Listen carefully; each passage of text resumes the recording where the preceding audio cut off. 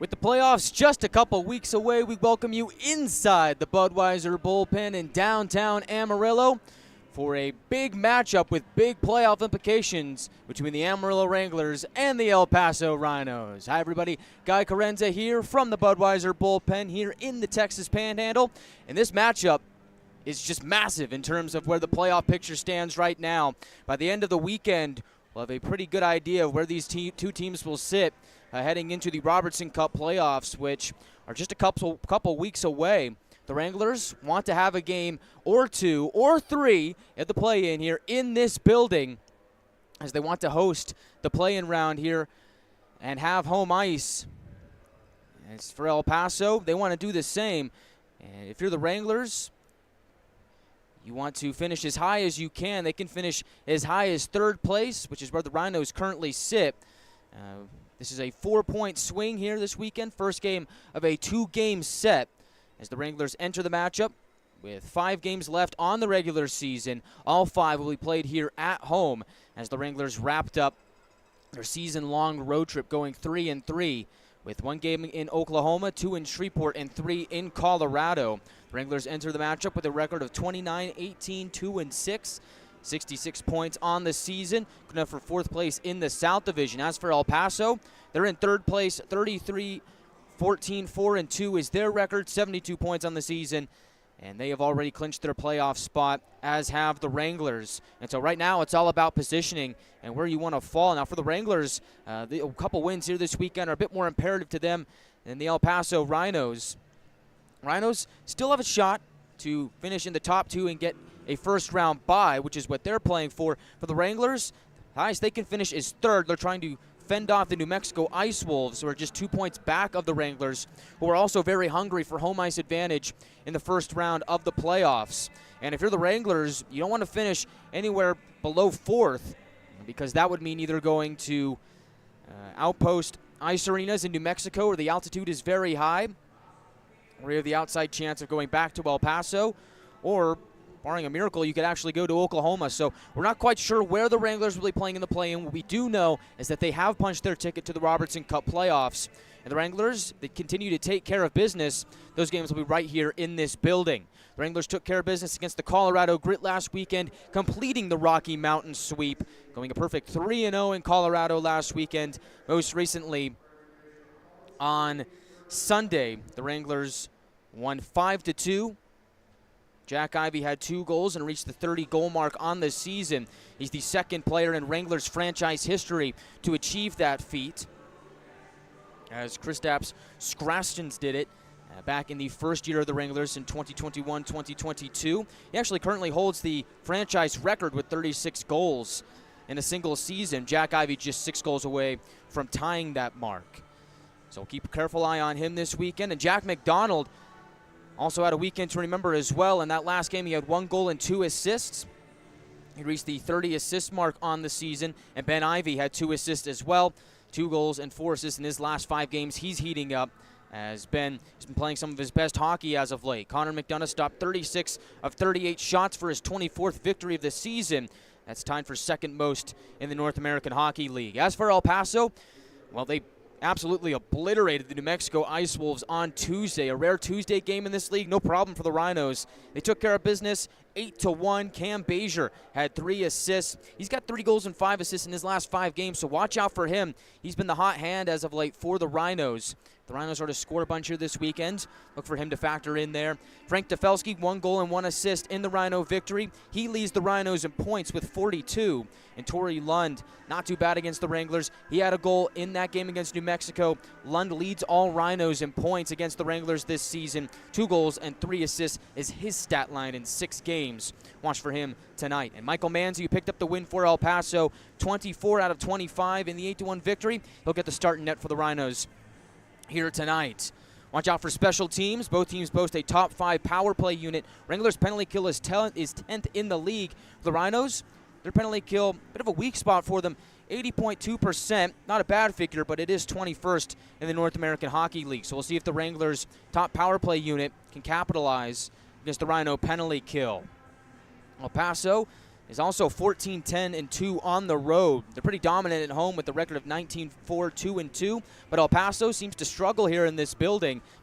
So I say a little bit of bulletin board material for the Rhinos, but El Paso has never won in this building. And so if you believe the announcer's jinx, there you go. The Rhinos still searching for their first regular season win in the Budweiser Bull Pen. And so that sets the stage for an exciting matchup between two South Division foes who have both already punched their ticket to the Robertson Cup Playoffs. We got a good one here on tap. Happy to have you with us on the Wranglers Hockey Network on NATV and YouTube. When we come back, we'll have the starting lineups for tonight's game between the Wranglers and the Rhinos. This is the Wranglers Hockey Network on NATV and YouTube.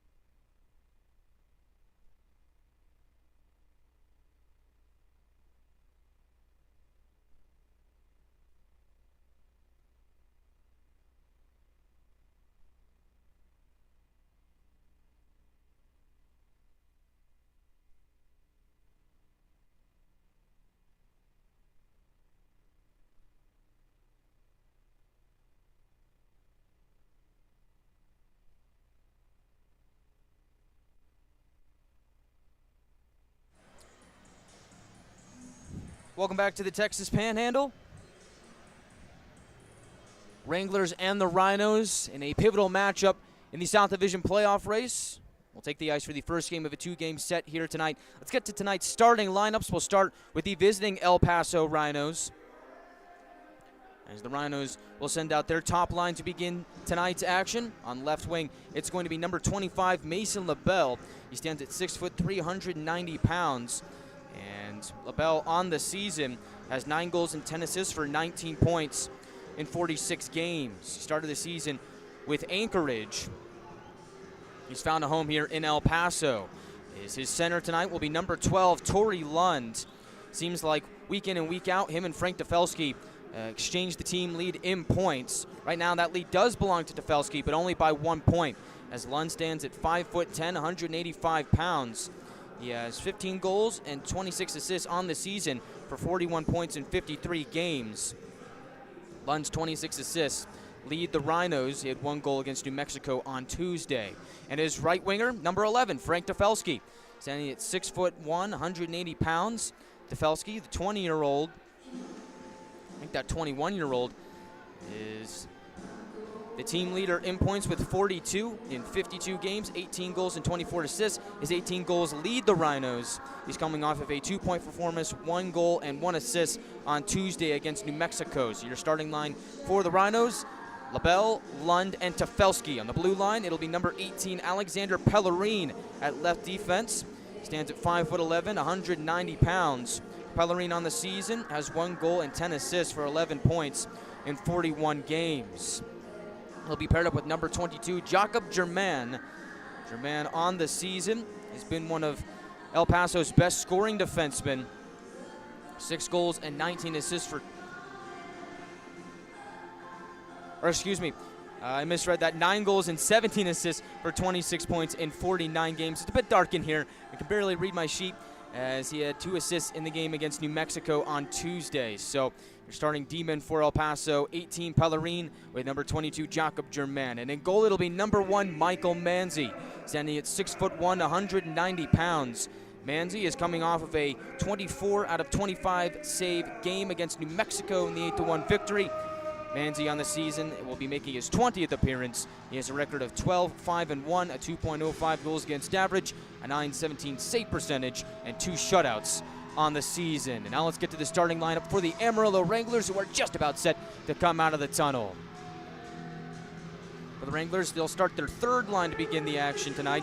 It'll be number 14, Magnus Gadowski at left wing. Gadowski picked up his first point as a Wrangler with an assist on Luke Morris's goal on Saturday. Gadowski stands at 6'3", 205 pounds. He's a left shot forward that recently committed to go play his college hockey, Division III at Amherst College. Gadowski has 4 goals and 4 assists on the season, splitting time with the Maryland Black Bears and the Amarillo Wranglers. Down the middle, his center, number 11, Luke Morris. The former Rhino stands at 6'1", 195 pounds. He's a right shot forward from Fredonia, New York.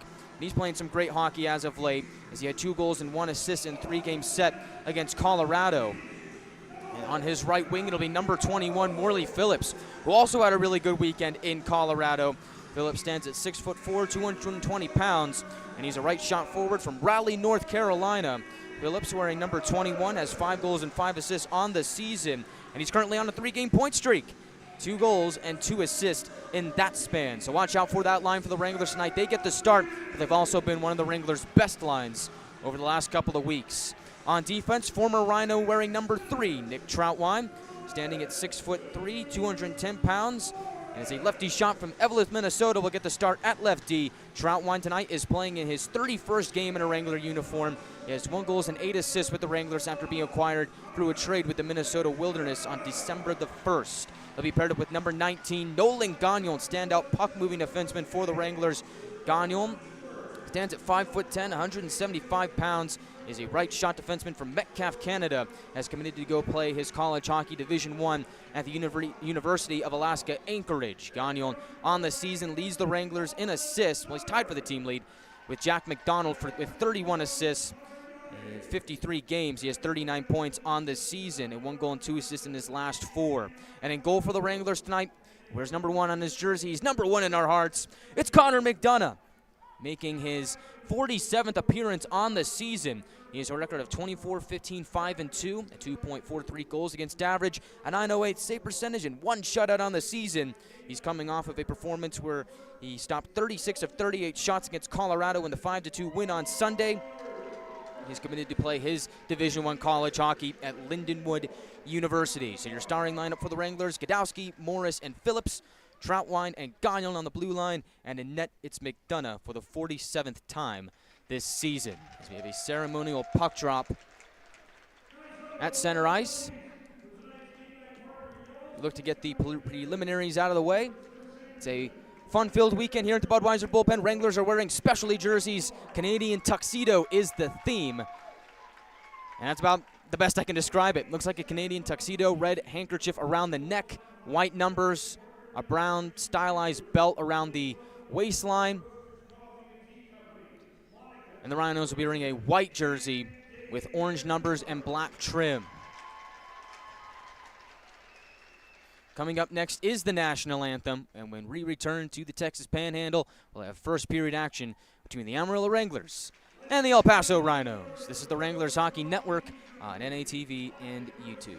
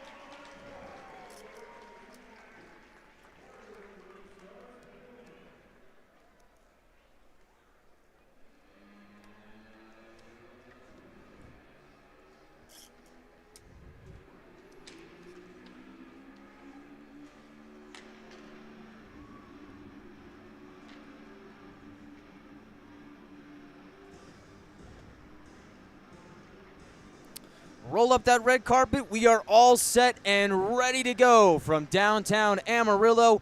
Pivotal matchup in the playoffs. It's the Amarillo Wranglers meeting the El Paso Rhinos on a Friday night in mid-March. I guess we're getting close to late March.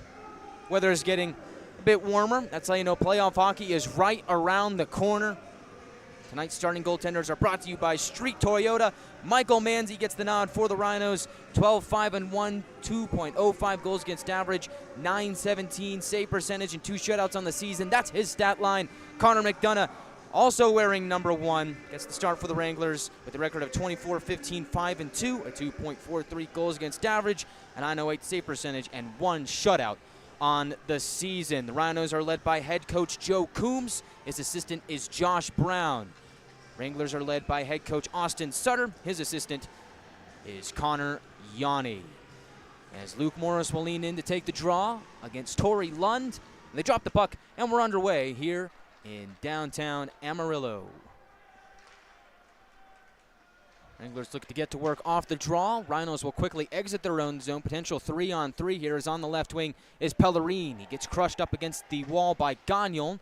Puck spins over to McDonough. He'll dart it out to center. Wranglers start a line rush. It's on the left wing. It's Morris. He'll snap a shot into the glove of Manzi.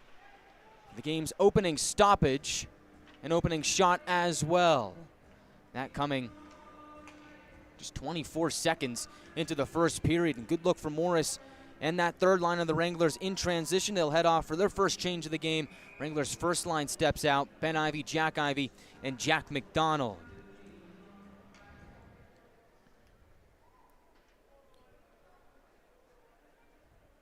Ben Ivey and Jack McDonald are both on 3-game point streaks. Jack Ivey's point streak extends the game further at 4. His puck is in the slot, bouncing up in the air, and it'll be gloved down by Walker of El Paso, and he'll charge up ice. He'll flip it off the near side wall and deep into Wrangler territory, where he's met by Kyle DeMarco. Wranglers will take a couple swats at it, get the puck back out to center ice, and a little bit more, as El Paso will regroup in the game's opening minute. Back in his own end, Mathis goes D to D. Contested puck at center ice as the Wranglers were able to get a stick on it. It'll bounce back to DeMarco. We'll shift it forward for Jack Ivey, who gains center red, and he'll pop it into Rhino territory as the Wranglers get a partial change. On the right wing, Rhinos will flip it down. It's Kyle Arias going after it behind McDonough. He'll jab it towards the far side wall where Zapp will whack it back out to center ice. It'll be picked up by Will Strickland of El Paso. Zapp gets a steal. On the far wall, look to find a trailer. Nobody was there. Rhinos quickly try and spurt up ice. They'll fling it towards McDonough at the Wrangler blue line. In transition, Wranglers looking to go the other way. Stretch pass wasn't there for Topi Pukkanen. Puck goes all the way down for an icing with 18:22 to go in the first period. So a couple whistles early on. Make sure you're all comfy here tonight, so we got a big game on the docket. So pull up a chair, get some food, some snacks, beverage of your choice, and enjoy some Friday hockey with us. Draw on the near circle to the left of McDonough. Zapp will win it. Puck will trickle back towards the Wrangler netminder. He'll cover it with 18:20 to go in the first period. And so in the all-time season series, or I guess in the season series this season, it's the 7th meeting of the year between the Wranglers and the Rhinos. Wranglers are 4-1-1 against El Paso this season. At all time, the Wranglers lead lead that series with a record of 21-1 against the Rhinos. The Rhinos' 2 wins against the Wranglers both came back at El Paso County Event Center. So the Rhinos have never won in this building. They're looking to change that here with a victory this weekend. Last time they were here, the Wranglers swept them as Germain takes a shot from the far side wall. It goes wide, right circle shot. Goes in and out the other side. Held in at the left point by Germain. Flings it back towards the goal. McDonough makes a save and directs it towards the far corner. Ryan Ginger will get it up to the line. Shot there, goes wide, and there to pick up the rebound is Grayson Gerhard. He'll move Abraham into motion. Finds a man on the left wing in Miller. His shot is shut down by Manzi. Miller gets a steal back on the far wall. Concretus will help it down towards the half wall. Wranglers sparring for it. In the corner, centering feed. Goes off the stick of Miller and towards the near side. They'll reverse it back down low for Abraham. He's able to body away a Rhino from the puck and then gets dumped down himself. As Abraham in the slot was there as a shot was taken from the blue line, although it would have been a delayed offside had he touched it. 17-18 to go in the first period. Rhinos start their next breakout. Bruklidis gets a stick on it to shut it down. Wranglers look to go the other way. And they're offside on that latest attempt. Just 2 minutes and 51 seconds into the first period. We talked about it in that last little bit of information. Rhinos got swept here in this building. Last time they were here, Wranglers won on February 16th, 3-2 in overtime, and then again the next day, 4-1. The Rhinos are an opponent that the Wranglers have had their way against. The shot from the left circle flutters in towards Mandy. Rebound is there for Godowski. He got tied up and couldn't get the second shot off. Puck ping-pongs back towards Manzi. He'll make no mistake and just cover that up with 16:52 to go in the first period. Both teams have 4 shots on goal to this point, although we've had a couple of whistles early on in this game. So the Wranglers like to get another line change. Back out there is the first line. Looks like Ben Ivey will take this draw for the Wranglers, as his opponent is Bradley Walker. Draws on the far circle to the left of Manzi. You've been on the road so long, it's hard to get used to being back in this building where the camera's on the opposite side of me. As the Rhinos win that draw, they'll hoist it back out to center. A.J. Reed looks to get things started. He exchanges with Shepler. He'll shoot towards the goal. It gets deflected wide. And on the far side, Hiltonen tries to take a shot, but Ben Ivey will lift his stick, pick up the puck, and move the Wranglers out to center.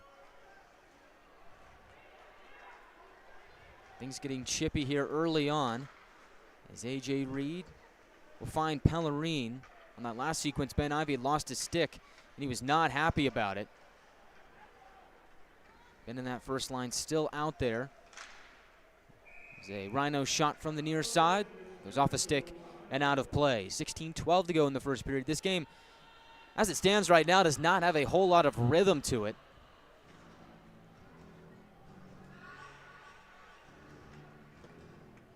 A lot of stoppages here to begin play. Game is not even 4 minutes old. Drawn to the left of McDonough on the near circle. Roman Zapp on the second line out there. Rhinos win the draw. Shot goes wide of McDonough on the far side wall. Bezier will drop it below the goal line. Nobody there. Gagnon will help it along towards the near side wall. Rhinos get a stick on it. They get possession back, but Karam's oddly off the corner wall. Comes to a Rhino. He takes a shot. Saved me by McDonough. And sprawling out, he makes another one. Now McNaughton spurs into motion. Potential 3-on-1. McNaughton looks to go across. Puck is there, and the Wranglers just going to get a shot towards Manzi. Wranglers keep possession. Gagnon fakes a shot. Now he takes it. And a kick save by Manzi keeps the puck out of the Rhino net. Left point. Gagnon spins away from the pressure. He'll move his way down the line, down the wall towards the corner. And now the Wranglers turn the puck over. Now the Rhinos go the other way as left side Arias takes the shot. It'll go off a stick and out of play. 15-17 remain in the first period. Rhinos lead the shot count 7-5.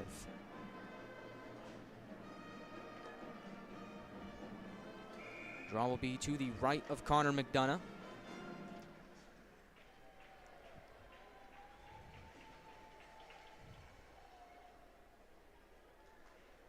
Grayson Gerhard will take it for the Wranglers. His opponent is Tim Mathis.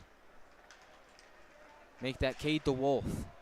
Looked like that was a 15. These Rhino jerseys play tricks on me. That's what I remember from the last set that they were here. As puck bouncing at center ice, picked up by the Rhinos right side. Looks like Triggs was trying to drive towards the net, and the puck just rolled off his stick. Abrant will pick it up on the far side. Glance it off the wall and down. Miller is there, jockeying for the puck, flutters it towards the slot. Abrant kicks it towards his stick, but he can't get a shot off as Triggs was there defensively. Puck stays in the Rhinos zone.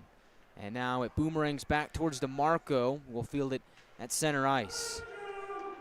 Kuprelius gains the red line, picked up his first point as a Wrangler in the Colorado series in the form of an assist. He stays out there. Moving upwards is Ginger. On the right wing, he connects with Lund. Now he gets his pocket picked by Luke Morris. He'll wheel it towards the far side for Godowski. Wranglers cycle the puck back towards the near side. And Morley Phillips will glance it off his stick into the Rhinos zone with 14-10 and counting remaining in the first period. As LaBelle spurs Stefelski into motion, stops and takes a shot from the blue line. It'll be gobbled up by McDonough. No rebound. 14:04 to go in the first period. And that's the Rhinos' 8th shot of the game to this point. So while we have had a lot of stoppages, there's been no shortage of shots to this point.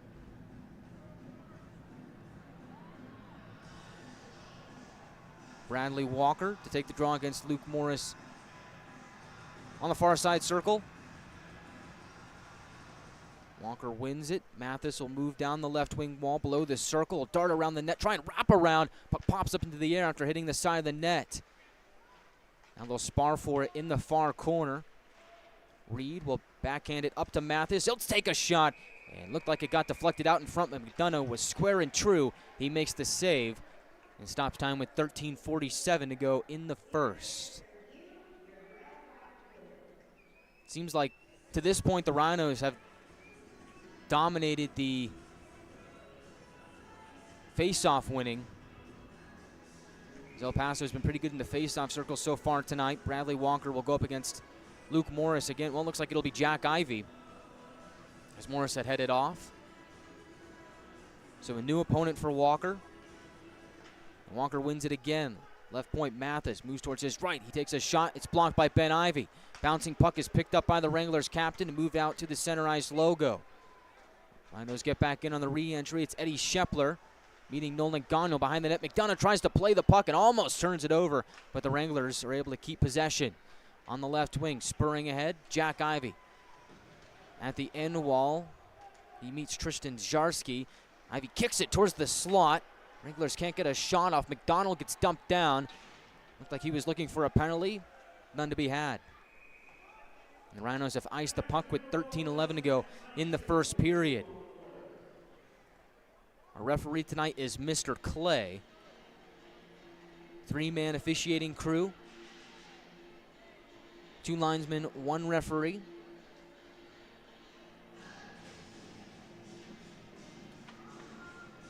Draw will be to the right of Manzi. Something the Wranglers did really well against Colorado was scoring the game's first goal and really scoring in the opening couple minutes of periods. 13:11 to go in the first period here. No score. We got to think that the first goal here tonight is going to be a big one. As the Wranglers, when scoring first, are 18-2-2. The Rhinos, when they score first, 25-2-1-1. So both teams are really good when they score the game's first goal. As DeMarco from his own end looks to start the next charge for the Wranglers. Zap over the Rhino line, drops it off for a trailer McNaughton. On the left wing, he looks for Pukkanen. He'll roll it around towards the far side half wall where DeMarco is looking to pinch, but the Rhinos are able to level it back out to center. Now on the right wing, a shot by Bolduc. Goes off the stick of Kruklitis and out of play. That was a really nice play by Martins Kruklitis to shut down one of the Rhinos' top scorers. Nice defensive play to get his stick on puck. Keep it away from Connor McDonough. And as for Medrick Bolduc, he's having a really good season this year. Represented El Paso at top prospects.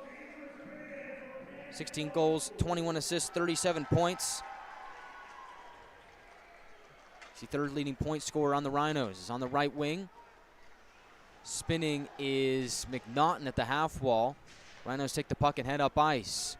Ginger stops after getting the Wrangler line. Drops it off for a shot. And McDonough makes the save on Jacob Germain. And now afterwards, we got a bit of a scuffle. A Rhino has lost his helmet. It looked like in the fray of all of that was Carson Triggs. He'll get his hat back. And we'll see if there's any sentences to be handed out here.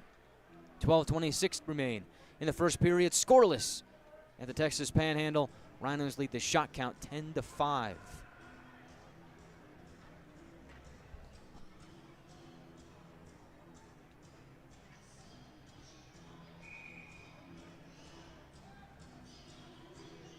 Draw to the left of McDonough. Ben Ivy will take the draw. Rhinos will win it, but the Wranglers are able to get a stick on it and jockey it back out the center. And so now Tim Mathis will re-enter the Wranglers zone. He fumbles the puck on the entry. Delayed offside on the Rhinos, and so they'll just let the Wranglers handle the puck. And Amarillo will just slide it back down to Manzi, who's out of his net to play the puck. On the far half wall, it's met by Arias.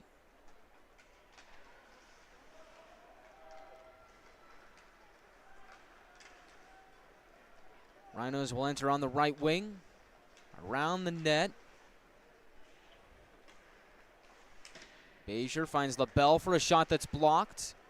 Gets caught in the skid of Trouwan, and the Rhinos shoot and score on the turnover. El Paso breaks the ice. As it's 1-0 Rhinos with 11:38 to go in the first period. Wranglers just couldn't locate the puck. El Paso was able to do so. And they get the game's opening goal. It's hard to say who got that goal, as looked like initially the puck was sitting on the goal line off of the initial Rhino shot. We'll get the official word in just a moment.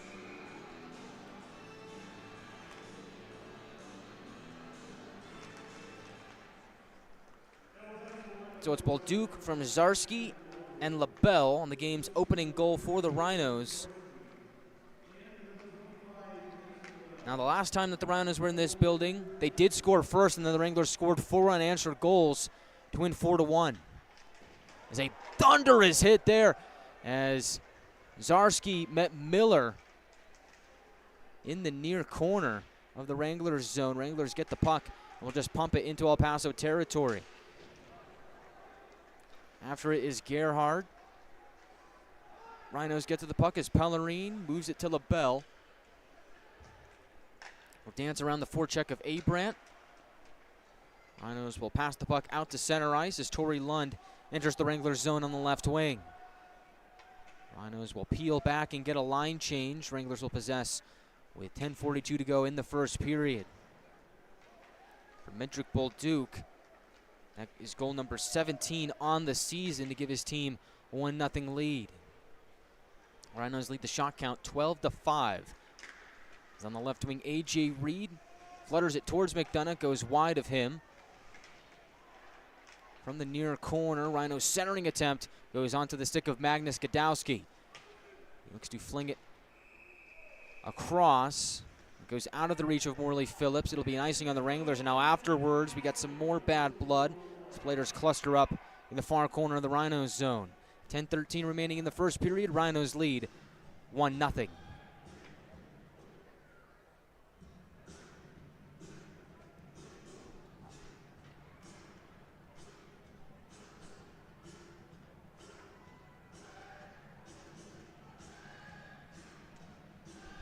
Draw to the left of McDonough.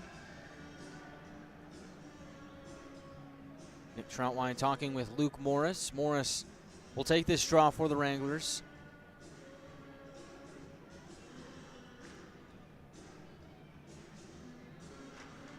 The Wolf wins the draw. Quick shot is blocked out in front by Troutwine. Second attempt, Troutwine blocks out as well on a shot from the far wall by Pellerine. Now behind the net, Triggs working against Troutwine, tries to slide away. He is able to do so with help from Ginger. Shot from the line is blocked. And the Wranglers are able to trickle the puck back out to center ice. Arias on the re-entry. Tried to pull up, seeing that his team was offside. Wasn't able to do so in time. Stops play with 9:49 to go in the first period. And will send us to our first media timeouts. Rhinos get the first goal of the game. Medrick Bolduc has his 17th of the season as El Paso leads 1-0 with 9:49 to go in the first period. We'll be back in just a moment on the Wranglers Hockey Network on NATV and YouTube.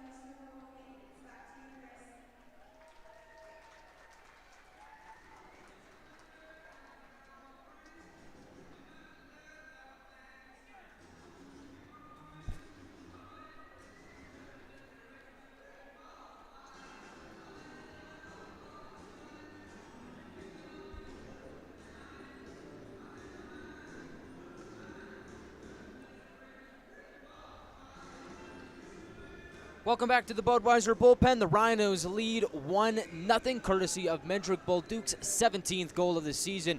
Bolduc will take the next face-off for the Rhinos. His opponent is Luke Morris. In the neutral zone, Bolduc wins the draw from the red line. Zarski will fire it into the Wranglers zone. They'll jostle for it on the far half wall. Shot from the point by Mathis is quickly snared by McDonough. He elects to keep the play moving as he vaults it over to Kruklidis. Driving towards the net is Morley Phillips. Can't get a shot off as there were two defenders working against him.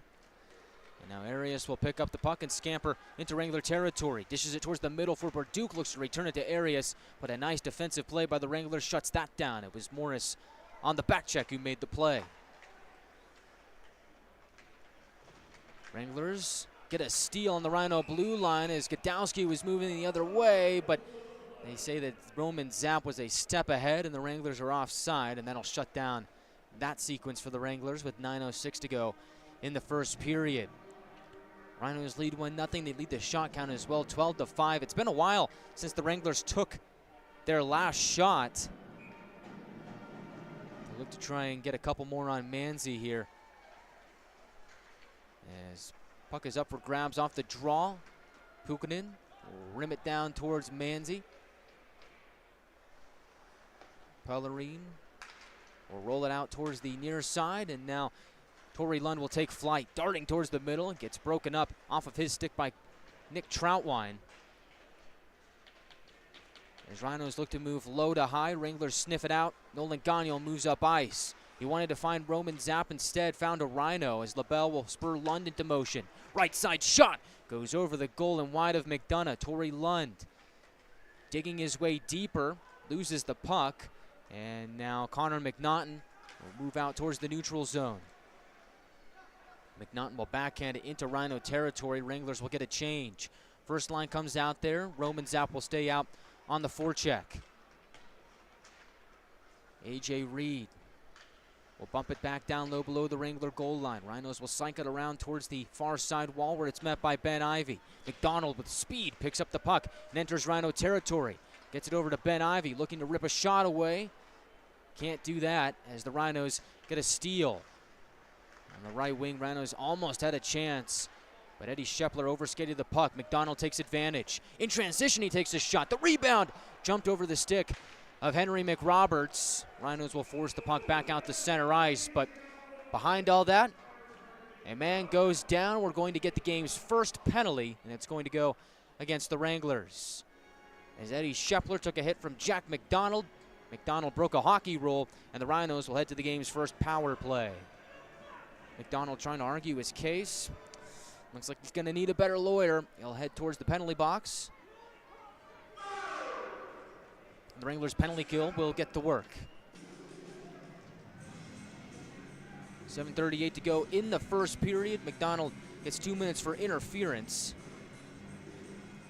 So for the Rhinos, the 5th best power play in the league gets to work, operating at 21.3%. Wranglers' penalty kill, 10th best in the league, 83% even.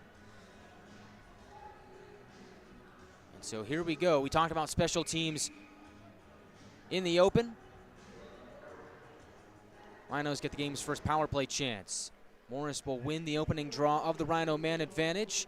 McNaughton from the near corner will send it all the way down for an opening clear for the Wranglers. So your personnel for Amarillo out there right now: Morris, DeMarco, Troutwine, and McNaughton. The quartet operating on the Wrangler penalty kill is Torrey Lund over the red line, finds a man in motion into Felski. He'll whip it around towards the left point for Paavo Hiltunen.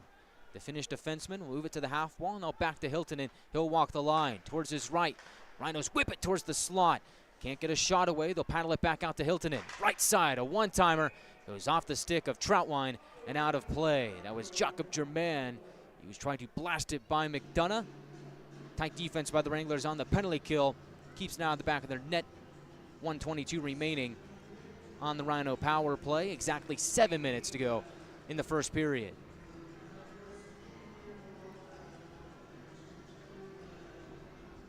Draw to the left of McDonough on the near circle. Ben Ivy will take the draw for the Wranglers. We've made a full change. Germain to the right side. Now back to Germain. Left point, it's Hiltunen. He'll drift down the wall, move it towards the slot in the blue paint. McDonough trying to poke it away. And now eventually he is able to get a glove on it and stop time with 6:48 to go in the first. 1:10 to go on the penalty to McDonald. It seems like the Rhinos, if they're not shooting to score, they're shooting to put the puck between the circles in the slot and just kind of crash that area and see if they can get McDonough out of position or screened and try and just jar the puck home. Wranglers win the next draw, and they will get the clear as it's unable to be held in by the Rhinos. Now spurring forward is Jack Ivy, making life difficult for the Rhinos. As he was looking for a shorthanded tally, almost got the steal. Jack Ivy still out there on the forecheck. Torrey Lund moves to the left wing and goes below the circle. They'll bank it off the end wall. It'll go around towards the right side for Bolduc. Bolduc steps into the circle, tries to pass towards the slot, and it gets intercepted by Ben Ivy. He moves up down the right wing. Toe drag, looks for reinforcements. As he drops it down low for McNaughton. And now seeing that the Wranglers are peeling away from the attack, drops it down to kill more time. Good shift there for the Wranglers, shorthanded. Just 20 seconds and counting remain on the Rhino power play. Here comes El Paso once more. Arias over center red, passes it towards his right. He connects with Bajer, who tries to take a shot. It goes wide of the mark. Wranglers will get it down for another clear as it skips towards Manzi. And the penalty expires. So the Wranglers go 1 for 1 on the penalty kill to begin action tonight. We're back to full strength as the Wranglers pick it up at center. Pukinen, left wing to the middle, looking for Sapp. He crashes the goal, and it's skinned! He scores! The puck was over the red line. They're going to talk about this. Michael Manzi was down, but that puck looked in. No word yet. Might have to put that video replay to use as the referees are going to hold a conference in the near circle of the Rhinos zone. The net did come off. Fans are already throwing chuck-a-pucks. They're convinced that that puck was in. It all happened so quickly, but I'm pretty sure I saw some white, but the initial call seems to be no goal, but I believe Austin Sutter wants to take this to video replay. No, they're going to call it a goal. They do call it a good goal, and now Joe Coombs is furious. He's turning red like a tomato. Coombs wants an explanation. Maybe he'll try and put video replay to use.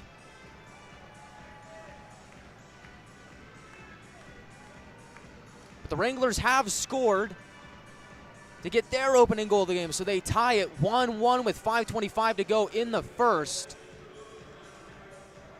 And it was Zapp that was crashing the net, driving towards the goal.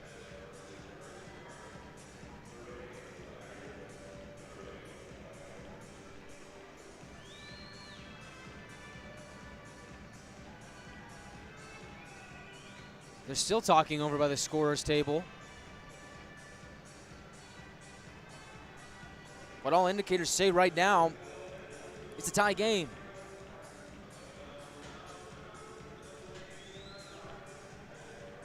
And it will be. So Grayson Gerhardt will take the next draw against Cade the Wolf.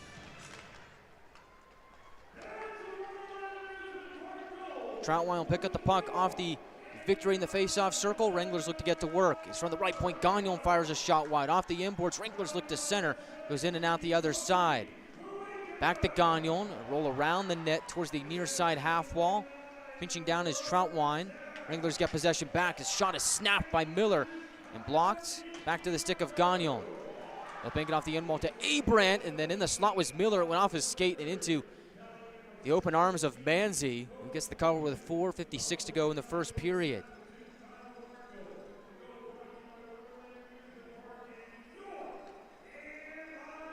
And so they're going to give the goal to Topi Pukinen. Roman Zapp gets the primary assist. Kyle DeMarco the secondary.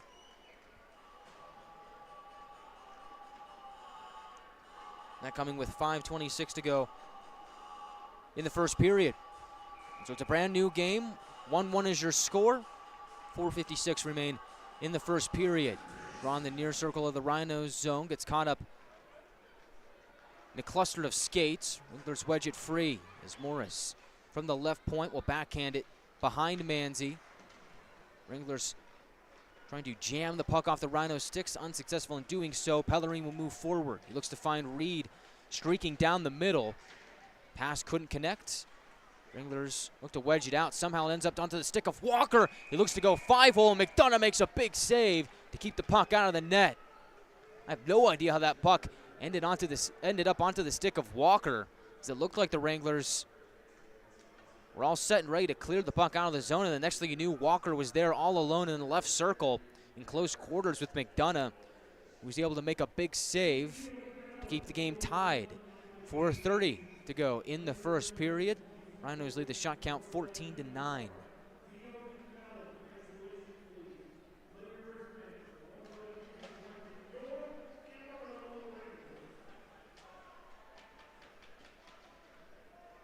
They'll jockey for it at the half wall. Wranglers come away with the puck. McDonald bursts into the attacking zone, looks to find Ben Ivy. A glance off the skate of LaBelle. And now the Wranglers are offside with 4:13 to go in the first period. Rhinos will get some fresh bodies on.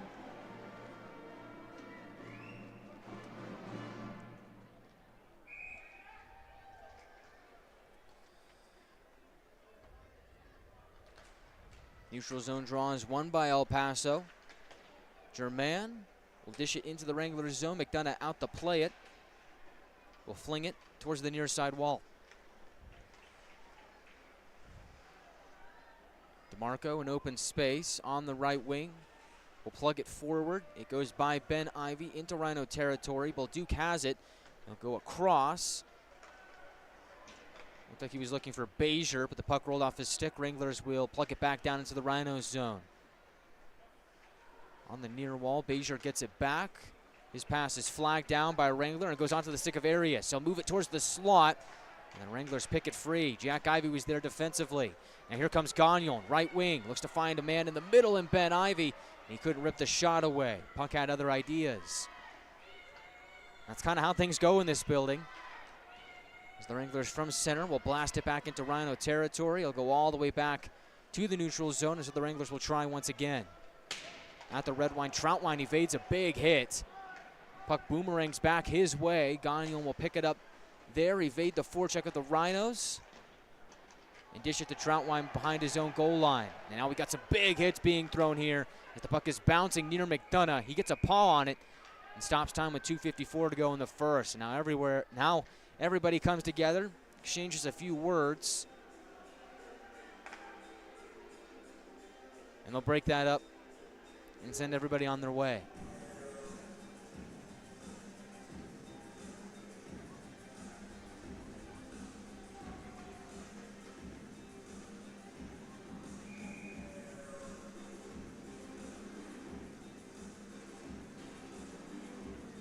Zapp will take the draw against Walker on the near circle of the Wranglers zone. Zapp on the season having a career year in his sophomore campaign. 16 goals, 28 assists, 44 points entering the night. He's already got assist here, so now he's up to 45 points on the season. This puck trickles towards McDonough. He'll keep it alive for Henry McRoberts. And the Wranglers from their own blue line will dish it all the way down. So that'll be an icing on Amarillo with 2:40 to go in the first period.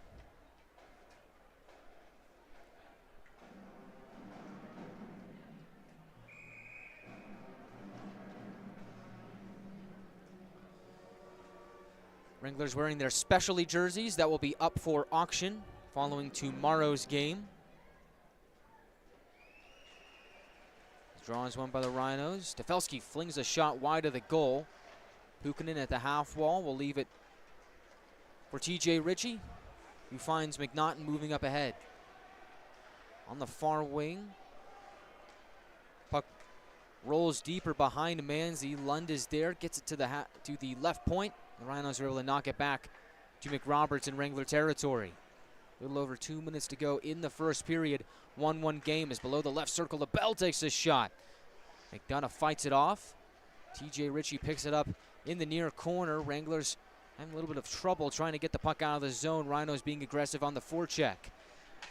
As bodies collide below the goal line, that was McRoberts who stood up to Felski.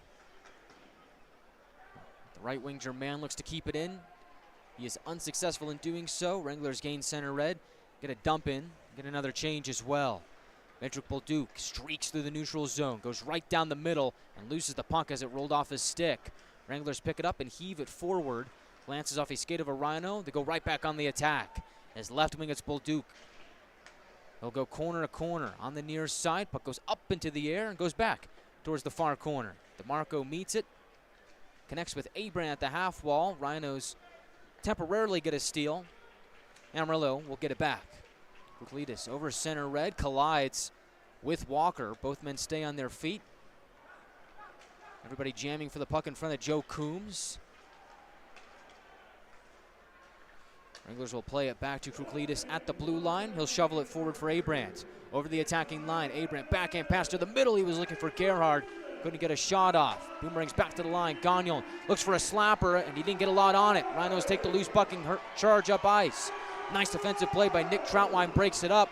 We're under a minute to go in the first period. Fans getting loud. Nick Troutwine steps over center red. Drifting towards his right. Shimmies down the wall. The former Rhino behind the net, still with it on his backhand. Finds Miller, looking for a wraparound attempt. It's shut down by Manzi. At the left point, it's Troutwine again for a blast that's blocked. Goes back to the Wrangler D-men. He'll chip it below the goal line. Phillips is there. He'll turn and shoot on the near side. Never saw Manzi. Wranglers keep the puck in the far corner. Centering pass. Goes to Phillips. Looks to rip a shot off, but Lund lifted his stick. At the left point, Troutwine. Can't keep the puck in. He'll just dish it back down low, and that is the end of the first period. So after one period of play, we're all tied up at 1. As the Rhinos got a goal from Mendrick Bolduc to open the scoring, 11:38 into the first period. The Wranglers' goal was scored by Topi Pukkanen, assisted by Roman Zapp and Kyle DeMarco with 5:26 to go in the first period. That tied the game up at 1. Only one penalty in the game to this point. The Wranglers were able to get the kill. As the Rhinos are 0 for 1 on the power play, Wranglers are 1 for 1 on the penalty kill. We'll recap all the events of the first period, look ahead towards period 2, and also talk some shop and the playoff picture on the first intermission report presented by Coca-Cola Southwest Beverages. We return in just a couple minutes on the Wranglers Hockey Network on NATV and YouTube.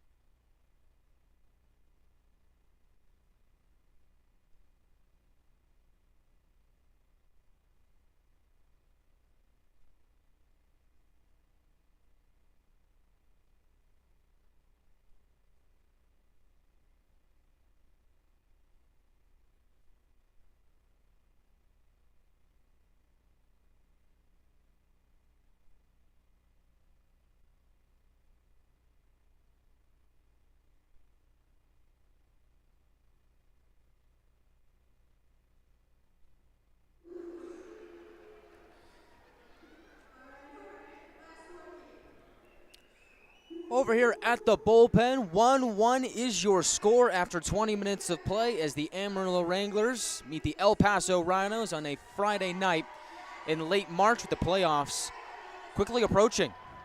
As in just a couple of weeks, both these teams will make their appearance in the Robertson Cup Playoffs as the Wranglers punch their ticket to the Robertson Cup Playoffs over in Colorado. Rhinos, not much longer before that, punched their ticket to the postseason for the first time in franchise history. And so both teams now are jockeying for playoff position as both want to host the play-in round. Or for the Rhinos, they potentially have the chance to catch up to the Shreveport Mudbugs and have a first-round bye. So there's a lot at stake here in this matchup, really this weekend, as it's a 4-point swing either way if one team was to sweep the other. And so while both teams have clinched, there's still a lot to play for. And both teams are making that well known. As we've had a pretty feisty game so far. El Paso opened the scoring 11:38 into the first period, as it was Medrick Bolduc assisted by Tristan Zarski and Mason LaBelle for the game's opening score. It was just kind of one of those wacky plays where the puck was bouncing on the far circle. Wranglers thought they had a handle on it. They didn't. And El Paso was able to get a grip on the puck and kind of just fire it towards Connor McDonough. And for a moment, the puck sat in the blue paint, kind of on the goal line. And then it was Bolduc that was able to slap it into the back of the net for the game's opening goal. Wranglers would be able to respond about 5 minutes later, as it's Topi Pukkanen from Roman Zapp and Kyle DeMarco that tie the game up at 1-1, and this is kind of a controversial goal in the eyes of Rhinos head coach Joe Coombs, as the Wranglers were driving towards the net. They were moving the puck from the near side towards the slot. Zapp was streaking towards the goal. Manzi kind of got pushed into the, I wouldn't say pushed, but his momentum carried him into the back of the net, and the net did come off, and the puck kind of sat right above the left pad of Manzi. And it was close to being on the goal line, but there was a good chunk of white from what I saw between the puck and the red line, as it looked like it did cross the red line into the back of the net. I know Rhino fans are saying, of course you say there's white between the puck and the red line, but I do know that the camera, while it is on the other side of me, which makes games tricky because everything I see I have to reverse in real time, this is one of those instances where it is kind of nice to be on the opposite end of the camera, because I do get to see that opposite angle from what you see at home. As from what I can tell from where the camera angle is, you wouldn't be able to see what I saw on that sequence where the Wranglers scored. But it does end up being a goal. Looked like the officiating crew kind of mulled around on it, didn't want to make an initial decision, and then kind of talk things over, and then did signal a good goal, which I do believe is the right call. And so that is the goal that tied the game up at 1. I guess Roman Zapp didn't touch it. They give the goal to Topi Pukkanen. I guess only the tape will tell. I don't get any replays. So maybe I'll have to check the tape afterwards and see what really happened there. But for now, it's Topi Pukkanen's goal, his 23rd of the season. As Topi Pukkanen has had an excellent year for the Wranglers in his first year with the club, as the 20-year-old from Finland now has 23 goals, 22 assists for 45 points in 56 games. And Pukkanen has been excellent against the Rhinos this season. He now has 4 goals and 3 assists in 7 games against El Paso. He's a point per game against the Rhinos, and he leads the Wranglers in points against El Paso this season. So Topi Pukkanen, in one way or the other, will get a point on that goal, whether it's a goal or an assist. Like I said, we'll have to check the tape. But that's where we stand after 20 minutes of play, as the game is tied 1-1. Rhinos lead the shot count 14-9. There was only one penalty in the first period. It belonged to Jack McDonald. Rhinos went on the power play, had a couple of good looks. Looked like they were trying to funnel things towards the slot and kind of just hack at it from there and get McDonough out of position. Maybe get the puck to bounce their way into the back of the Wranglers' net. Well, it didn't happen. Wranglers' penalty kill stood strong. Were able to get the kill there, 1 for 1. So far tonight, Rhino power play 0 for 1. Wranglers have not had a power play chance in tonight's contest. Although I do think that could be changing sometime soon, as looked like as the first period went along, things were starting to get pretty feisty. We started to see bodies bumping around, players getting agitated, and I would not be surprised if we saw a fight this weekend. I would not be surprised if we saw a fight tonight, And I would also not be surprised if we started to see teams getting some more power play opportunities as the night goes on. Our referee tonight is Mr. Clay, and so we'll see what kind of game he wants to call. We did see some skirmishes after the whistle, but again, just the lone penalty to McDonald in the first period. And so in a game where we thought that special teams might play a big role, and whoever wins this one, not a whole lot on that front in the first period. We'll see if that changes in the final two. Not the Wranglers did a really good job in the first period defensively. I really think the only breakdown for Amarillo defensively was that sequence where the Rhinos scored.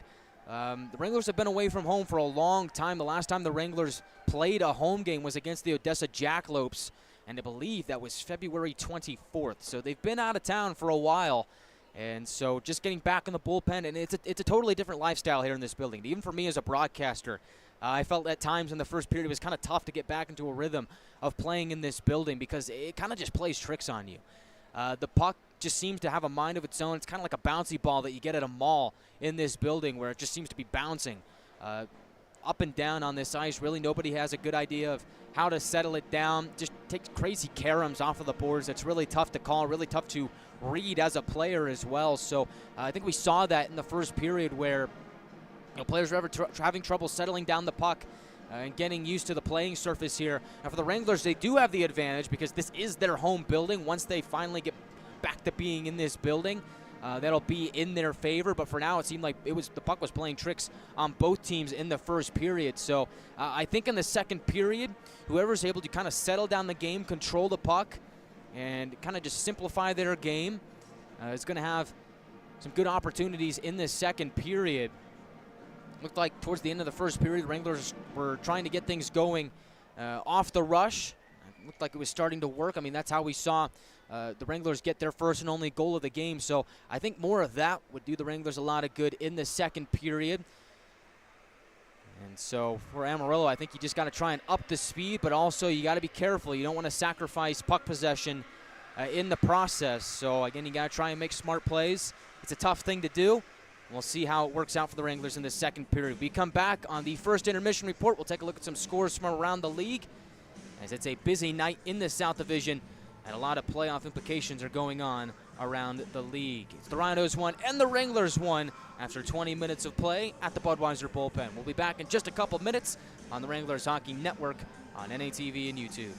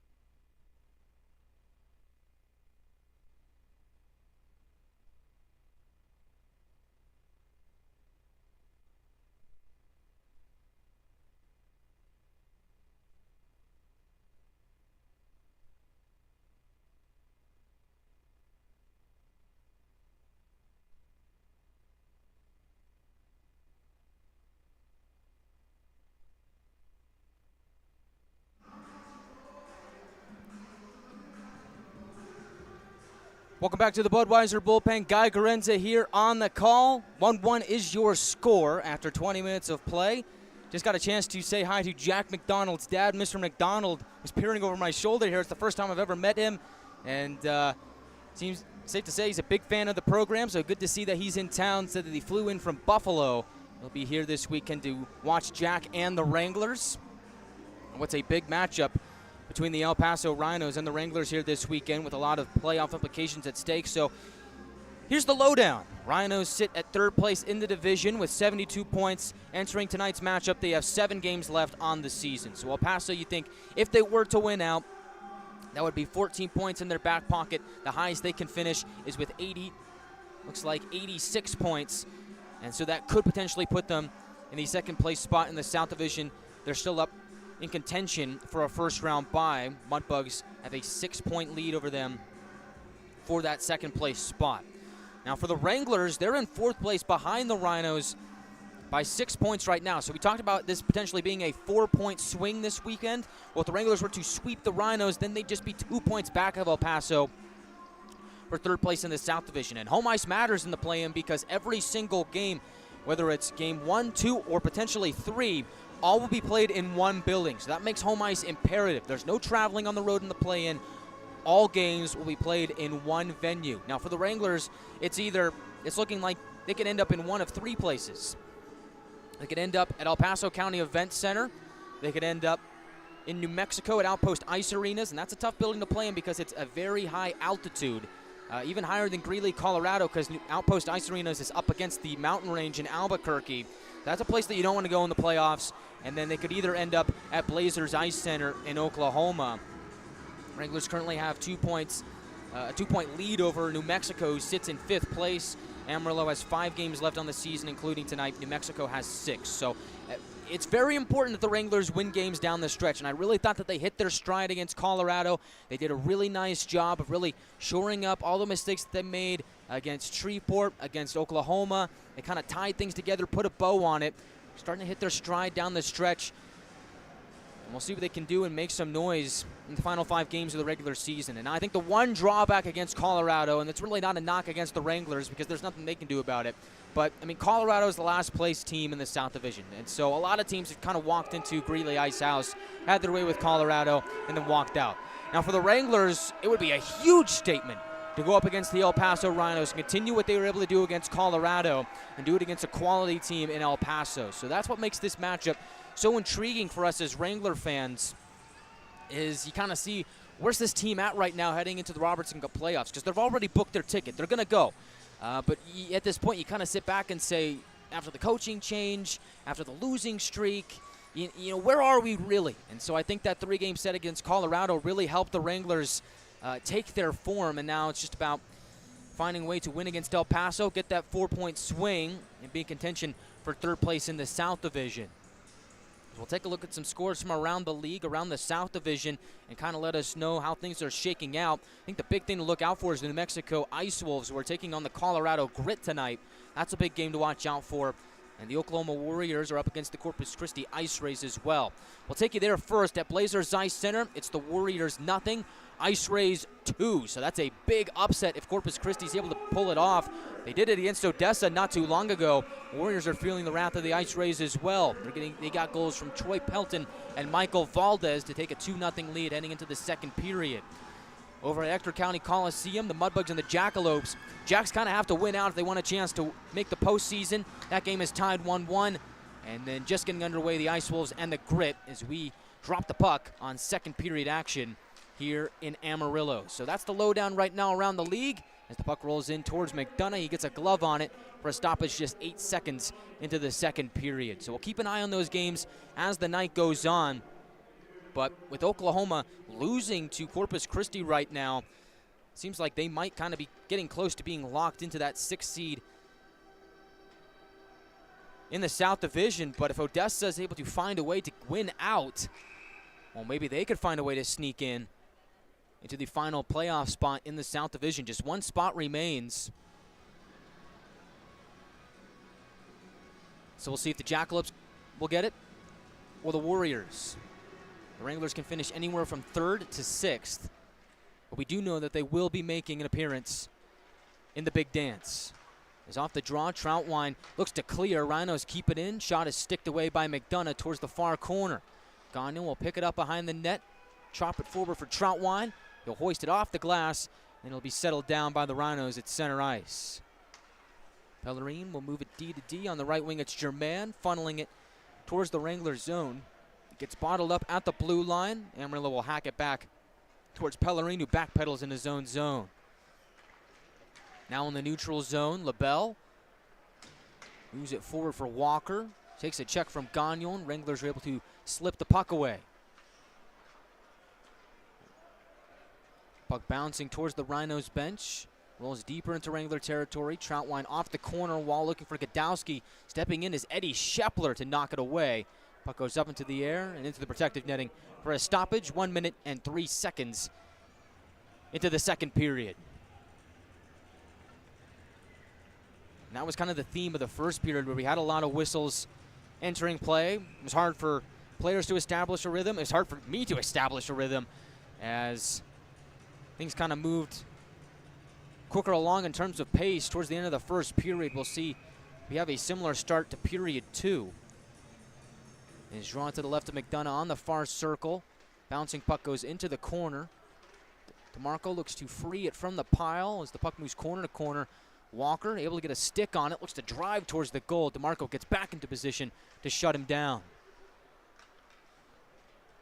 They'll pop it out to center ice. Rhinos flag it down. And now Walker on the right wing will lift it back into Wrangler territory. Rhinos get a quick change. Is behind the net on the forecheck. Eddie Shepler trying to jam it off the stick of Kyle DeMarco. Shepler is able to do so. Tries to cut towards the slot. Wranglers shut him down as McDonough will pick up the puck in the far corner. Rhinos get it back off a steal. They'll cycle around the net and get it to the line. Strickland holds it, shoots, and it gets blocked out in the blue paint by Ben Ivey. Wranglers lift it back out to the Rhinos zone where it'll be met by Jack Ivey. The burst of speed goes careening into the corner. He's able to muscle away 2 Rhinos to the line. Semeniuk shot, and a deflection by McDonald goes wide of the goal. Really good shift here for Jack Ivey as he heads towards the bench. Shot by McNaughton goes up and over the goal. Semeniuk looks to hold it at the right point, delayed offside on the Wranglers. Rhinos will touch it, get it out to center. Although on the delayed offside, looks like the Wranglers did get just enough on it for them to make a call. And so that'll stop time with 17:41 to go in the second period. We're still tied up at 1. Shots are 17-10 in favor of the Rhinos. Looks like this draw is going to be to the left of McDonough.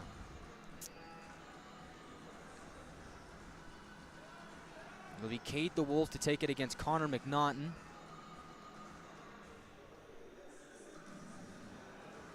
DeWolf 4 goals and 8 assists for 12 points on the season. Wins it, gets it to Germain. His shot goes up into the air, settles down between the circles, and Topi Pukkanen will skate it out of danger.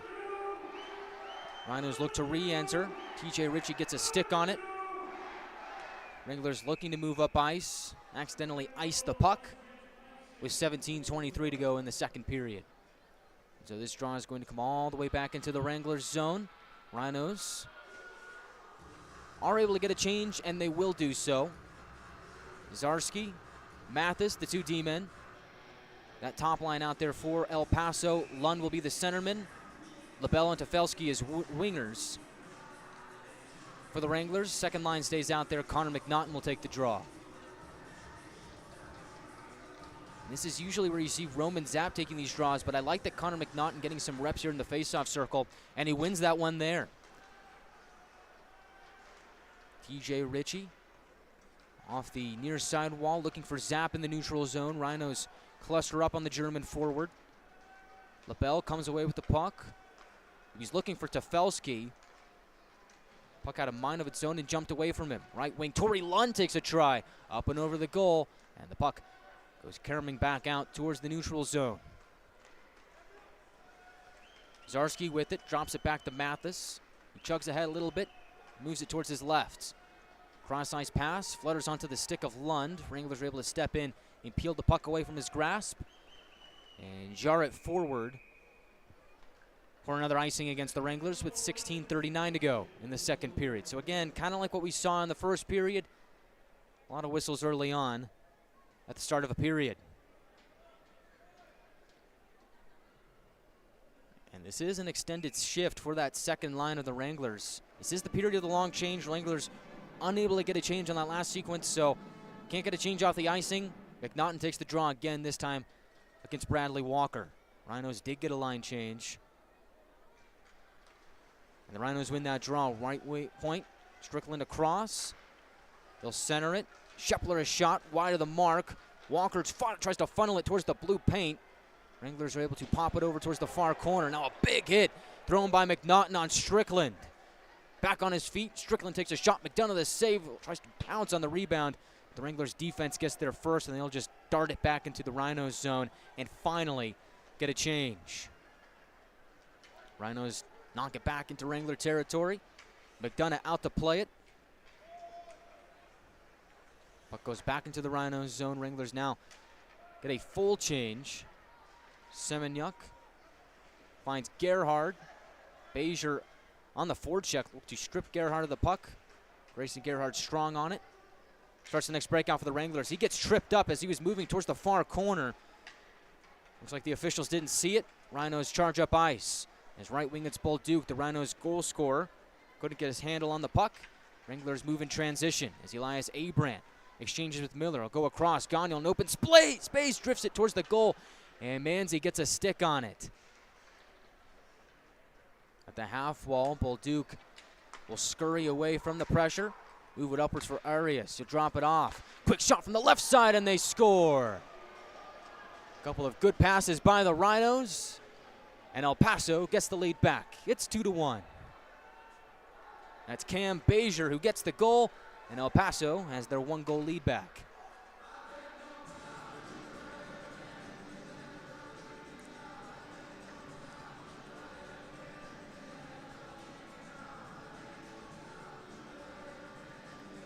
So it's Cam Bezier from Medrick Bolduc. Secondary assist belongs to Kyle Arias. And the Rhinos now lead 2-1.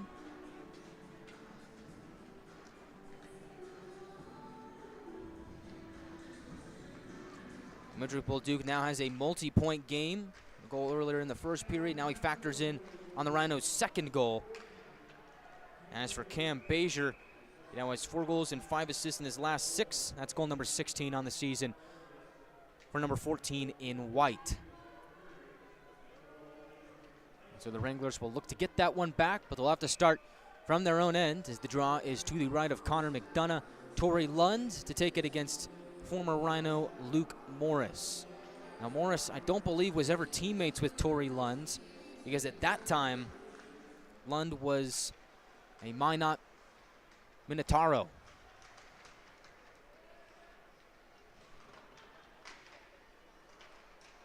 Players jostle for it on the near half wall. Rhinos come away with the puck. Low to high. Puck escapes Tristan Zarski. Goes all the way back down to Manzi. Wranglers catch a break there. Godowski out on the forecheck. This is one of the Wranglers' best forechecking lines. And Morris temporarily gets a steal. And the Wranglers do get a steal. So it looks like the Rhinos might get it back. But a poke check by Morris gets it back into the Wranglers' hands. Godowski will tip it deep into Rhino territory. On the right wing, shot there by Morris, is sticked away by Manzi. Now Lund finds Stefelski, quick pass offline for LaBelle. McRoberts enters the Rhinos zone, loses the puck, but a nice try there. Stefelski enters Wrangler territory. He snaps the shot off the stick of TJ Ritchie and out of play with 14:11 to go in the second period. That was a nice play there by TJ Ritchie to get his stick in the way of one of the Rhinos' most dangerous forwards. Stefelski was looking for his first goal in the season series. In fact, Stefelski only has 2 assists in 6 games entering the 7th of the season series. So the Wranglers so far in the season series have really done a really nice job of shutting down Frank Stefelski. As off the draw, Rhinos driving towards the net. McDonough shuts it down. Ritchie in the area to help out as well.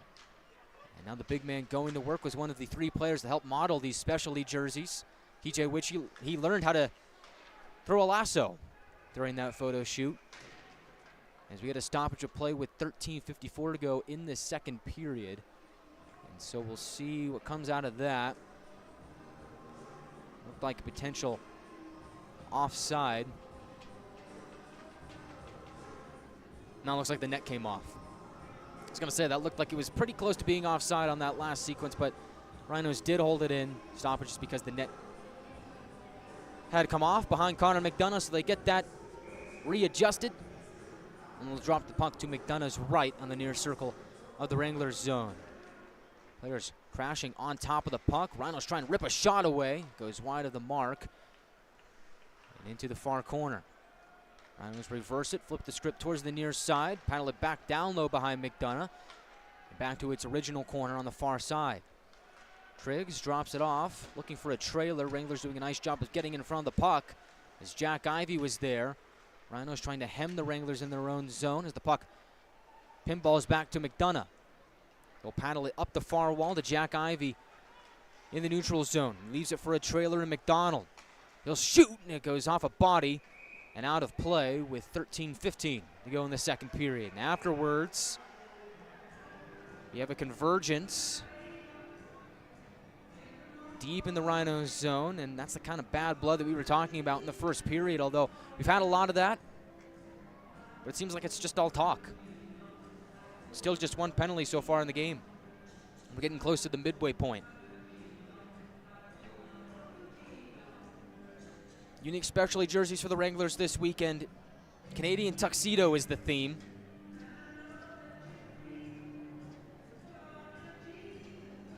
They'll be auctioned off at the end of tomorrow night's game. Big thanks to Kyle DeMarco, TJ Ritchie, and Magnus Gadowski for modeling the jerseys in the photo shoot. Those guys had a ton of fun, learned how to throw a lasso, wore the jerseys, had a really good time. The Wranglers win the draw, D to D, left point, trot line towards the goal. Manzi gets a blocker on it. Right side shot by Gagnon, pinballs around between the circles. Pukina gets a handle on it. One-timer by McNaughton, didn't have a lot of heat as it goes below the goal line. Wranglers low to high. Gagnon can't keep it in, but he is able to evade the oncoming pressure from the Rhinos. That was a high alert play there by Nolan Gagnon. If you're not going to be able to get the puck back on your stick, you might as well keep it away from the Rhinos. And he was able to do just that. Wranglers knock it into their own bench as they were looking to re-enter Rhino territory. That stops time with 12:45 to go in the second period.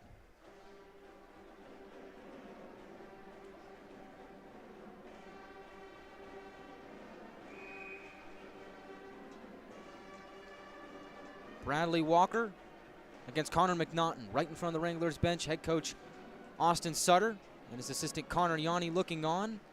I believe Connor Yanni is wearing a pretty nice looking cowboy hat right now. As the puck rolls in towards McDonough off the face-off. Rhinos were looking to spurt forward. Not a whole lot on that play. 12:39 to go in the second period. I don't think I saw Yanni wearing that hat earlier, but that's a sharp look. Nice black hat, nice felt hat for Connor Yanni. We're nearing the end of felt season, I'm told. Not much of a cowboy myself, but I'm learning the ways. I'm learning the ropes. My first season in Texas. Got a couple of hats myself, although because of my headset, I'm not able to wear it during play. Otherwise, I would. As the draw is to the left of McDonough on the far circle. It'll be Bradley Walker against Luke Morris. Morris has been excellent in the face-off circle for the Wranglers this season. Puck up for grabs off the draw. Wranglers come away with it. Is in the corner. Kruklitis will rainbow it out to center ice. It goes onto the tape of Morley Phillips. On the right wing, working against Zarski. Drops it off for Morris at the circle. He gets directed towards the half wall by Walker. Puck squirms away from the pile over towards the far side. Gadowski looks to take a shot. Puck had other ideas and rolled off of his stick. Rhinos turn up ice. Reed for a trailer. Shot there by Walker. McDonough the save. Puck is loose in the slot. And McDonough is able to poke check it away towards the near side. Wranglers in a hurry. Just dish it back down into Rhino territory and get a partial change. Streaking forward is Pellerine with a burst of speed. Moves it towards his right for Lund. Will work his way down the wall towards the corner. Gerhardt is there for the Wranglers. He's able to slide the puck away as the Wranglers sweep it towards the right point, but not out. Pellerine's shot goes up and over the net and out of play with 11:41 to go in the second period. Rhinos have taken the lead. It's 2-1 El Paso as Cam Bazier gets his 16th goal of the season to put the Rhinos up 2-1 with 11:41 to go in the second period. We'll be back in just a moment on the Wranglers Hockey Network on NATV and YouTube.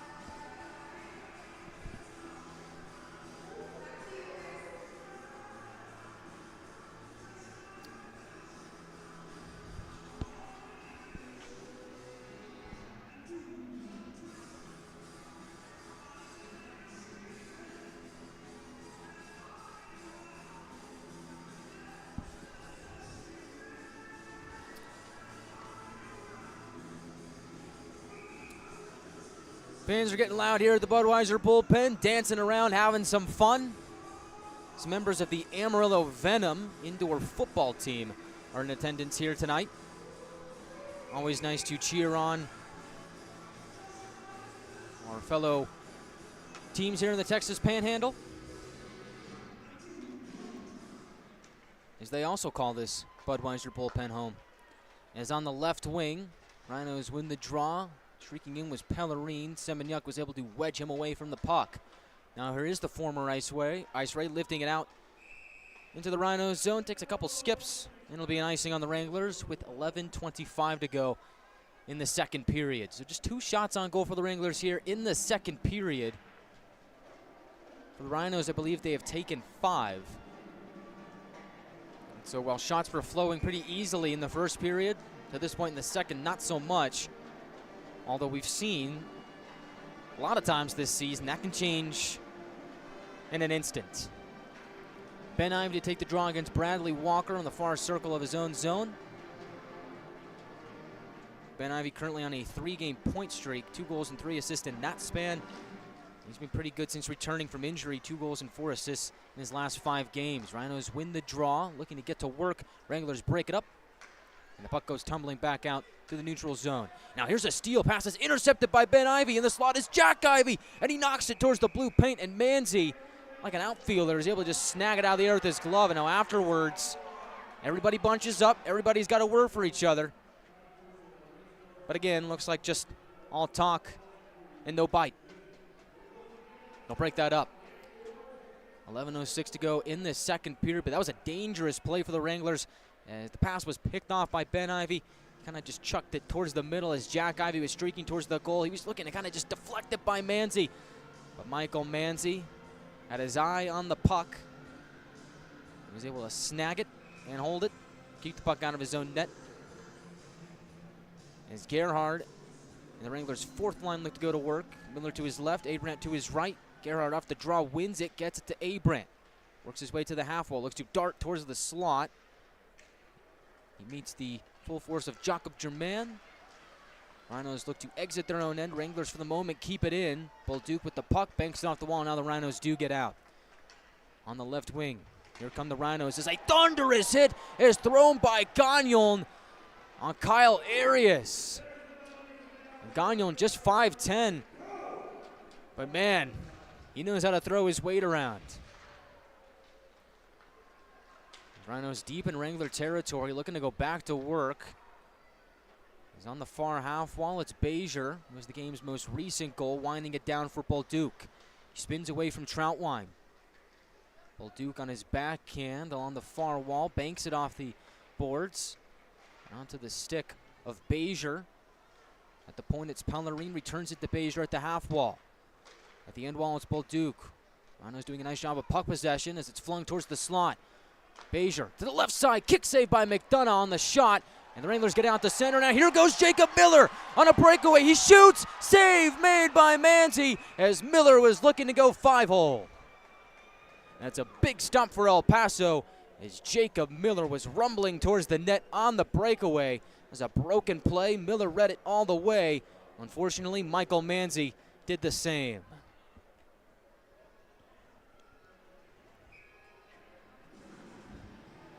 For Jacob Miller, he couldn't have played that any perfectly.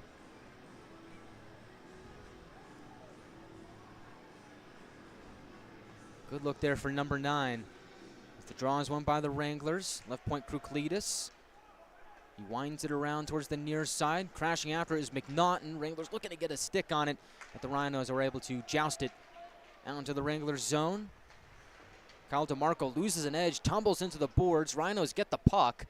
DeMarco back up on his feet.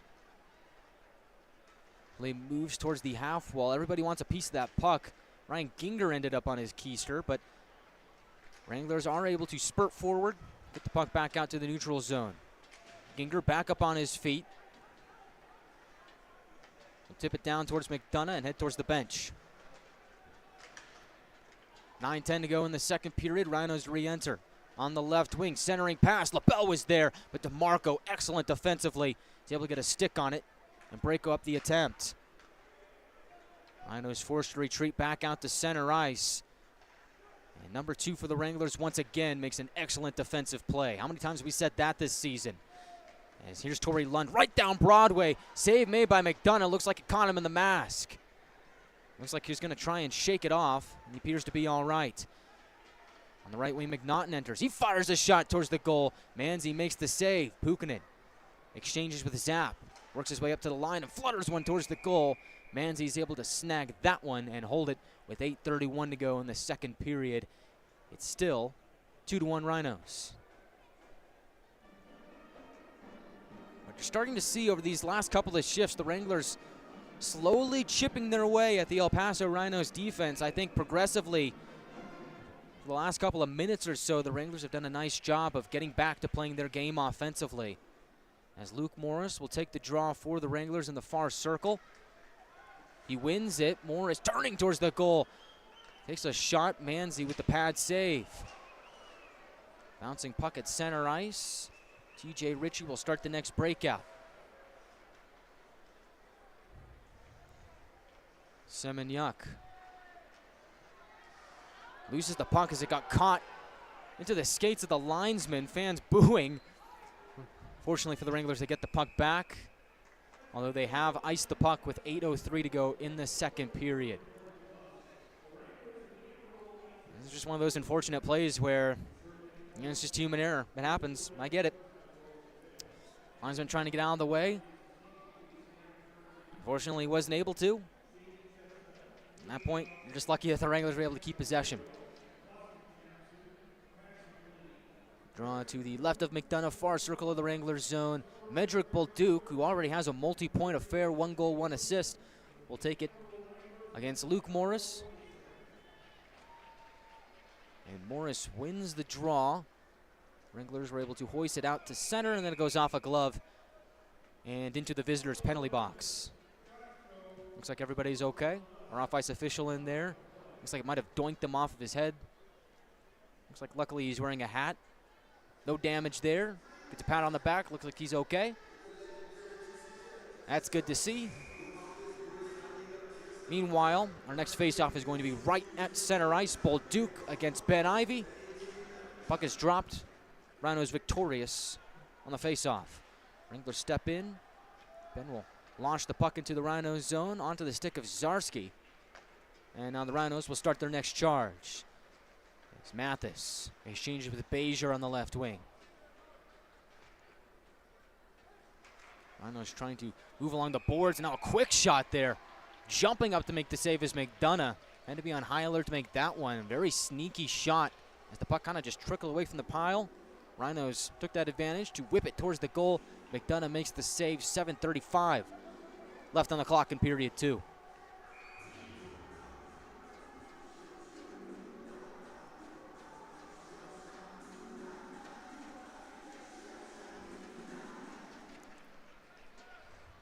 Shots are 9-6 in favor of El Paso here in the second period. As McDonald got hauled down in the far corner of the Wranglers zone. He wanted a penalty.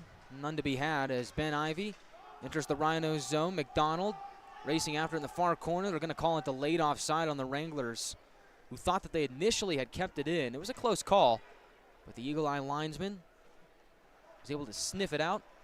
Rhinos spar the puck out to center. And on the left wing, A.J. Reed gets to work. He goes around the goal, centering feed, and they score.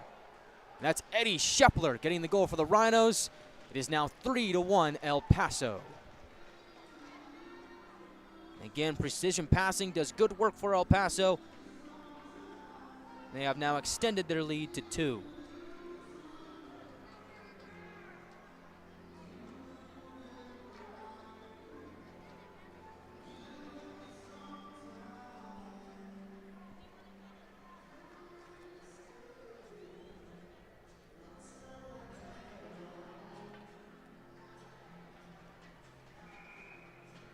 So now Grayson Gerhard will take the draw against Cade the Wolf. Those two actually skated together over the summer, both Texas natives. Gerhard wins the draw. Wranglers get it into Rhino territory, and El Paso quickly fires back with an icing. 6:47 left in the second period. So it's Schepler,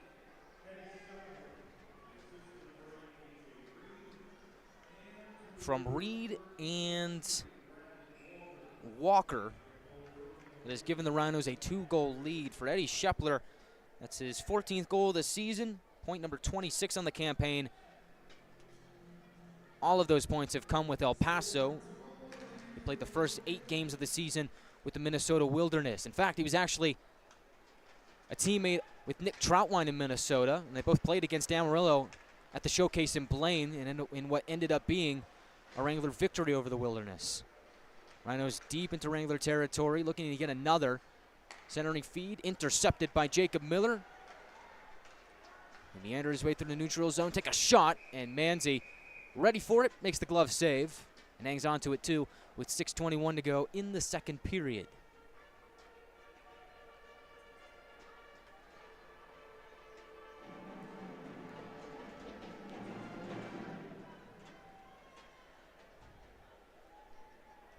Draw on the far circle of the Rhinos zone. Connor McNaughton will take it. His opponent will be Torrey Lund as the Rhinos' top line is out there. Lund will win the face-off, connect with Tim Mathis. We'll get it back to Lund, and now here he goes, charging through the neutral zone on the right wing. Tries to knife his way towards the slot. Exchange with Zarski for a shot. McDonough the save. On the rebound, the Rhinos pound home another. As it's Torrey Lund getting the goal. It's 4-1 El Paso.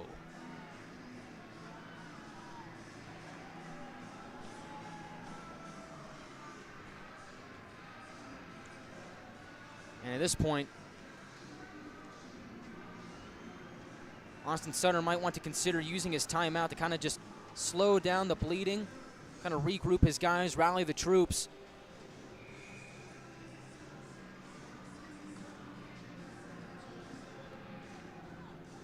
Looks like he's not going to do that. Rhinos have scored 2 goals just 50 seconds apart. For my eyes, it looked like it was Torrey Lund. He was the one who celebrated first.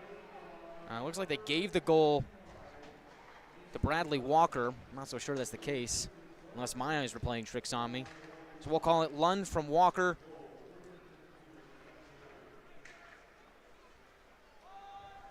To make it a 4-1 hockey game. So the Wranglers have some work to do. Puck jumps into their own bench with 5:44 to go in the second period. But look at the shot count right now. Rhinos 28, Wranglers 16. And I think that's kind of indicative of how play has gone over the last couple of moments. Rhinos have outshot the Wranglers 14-7 here in the second period. So again, the Wranglers just need to find a way to kind of slow things down here, slow down the bleeding, as right now it's been all El Paso. Neutral zone draw is won by the Wranglers from center wide. Red Gagnon blasts a shot towards Manzi that is easily sticked away. Now here comes Bolduc, potential 3-on-2. On the right wing, Bolduc pulls up in the far corner, has a trailer in Bezier. Bezier looks to go around the net. Nice play by Gagnon to body him up against the end wall. Gagnon looking to get the puck back into the Wranglers' hands, as now he's working against Bolduc. Meanwhile, behind the play, we have a hurt Rhino, as it's Bezier. He's back up on his feet, looks like he's all right. Puck is picked up in the near corner by Gagnon. Will sky it out to the neutral zone, into Rhino territory. 5 minutes remain in the second period. Rhinos lead 4-1. As Walker will hoist it deep into the Wranglers' zone. Gagnon returns that favor by launching it forward to Phillips. Rhinos keep it in. Centering feed. Closing in on the goal was Schepler, looking for a second of the game. Puck was knocked off his stick by a poke check of McDonough. Wranglers send the puck the length of the ice. It's an icing on Amarillo with 4:37 to go in the second period.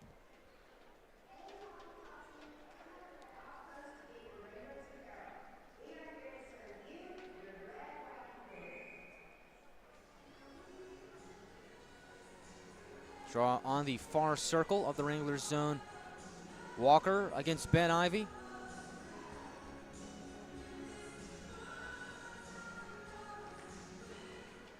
Ben wins the draw. Nick Troutwine is there. We'll pump it forward for Godowski, who takes a check by Reed at center ice. That bumps Godowski off the puck, and now the Rhinos possess. And they'll look to start their next breakout. Walker will glance it behind McDonough. Puck goes up into the air, over the head of Gagnon. Rhinos keep possession. On the far wall, Reed turns and shoots. McDonough, the kick save towards the near side. Mathis, corner to corner. Gagnon in open space will pick up the puck as the Rhinos were in the middle of a line change. 3:58 to go in the second period. From center red, Troutwine will just catapult it into Rhino territory, but we get a whistle on the Wranglers for an offside with 3:53 remaining in the second period. And for the Rhinos, look at the shot count, 29-17 in favor of El Paso. Rhinos have not ended up leading the game in shots at its conclusion since February 25th against Colorado, where they outshot the Grit 26-18. It's been 7 games since the Rhinos last outshot their opponent. They're doing it by a pretty good margin, by 11 right now. And the Wranglers score! Looks like the Wranglers' Ben Ivey pounds it home. And Amarillo gets back on the board. It's 3:40 to go in the second period. And that could be just what the doctor ordered. As the Wranglers were just muscling their way towards the net, it's Ben Ivey unassisted. And so the captain leads the way. Wranglers get back on the board after El Paso scored 3 unanswered. Ben keeps his point streak alive, extends it to 4 games, 3 goals and 3 assists in that span. And that's his 13th goal of this season to cut the Rhino lead to 2.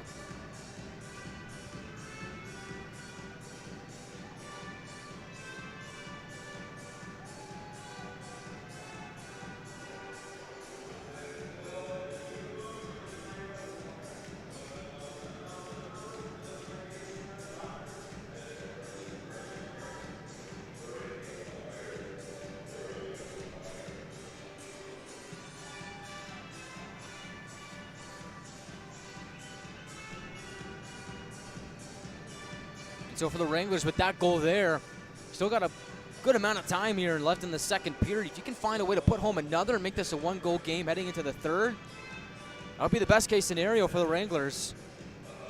4th line out there for Amarillo. Grayson Gerhardt to take the draw against Torrey Lund. Lund wins it. Rhinos possess as Tristan Zarski pushes it towards his left, goes off the stick of a Rhino. Wranglers get possession back. Puglidis off the stick of a Wrangler towards the blue line. Rhinos sniff out the free puck. Have to go back to work in the Wrangler end. Weird bounce off the corner, comes to Defelski, centering pass. Just off the stick of Lund, couldn't get a shot off. Wranglers get some puck luck there. As the Rhinos looking for a steal, left side shot, McDonough the save. Puck goes around the net towards the far side. Right point, Zarski takes a try. McDonough the save. The rebound is loose. And McDonough is able to sprawl out like a starfish and get a whistle with 2:59 to go in the second.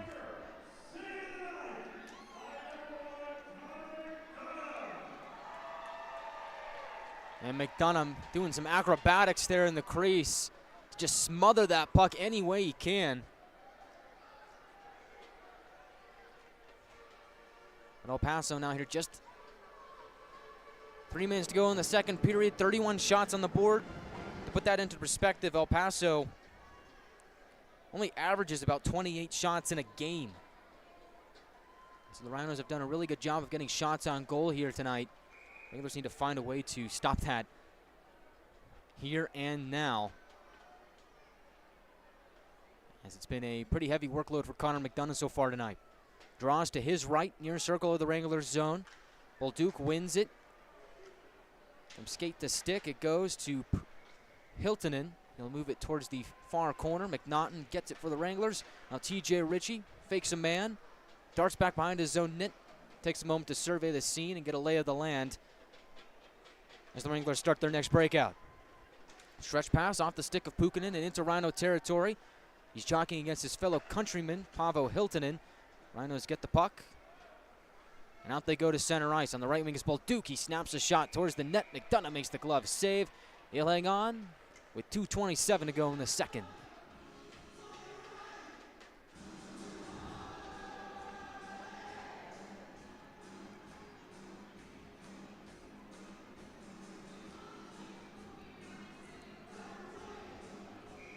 Draw on the far circle.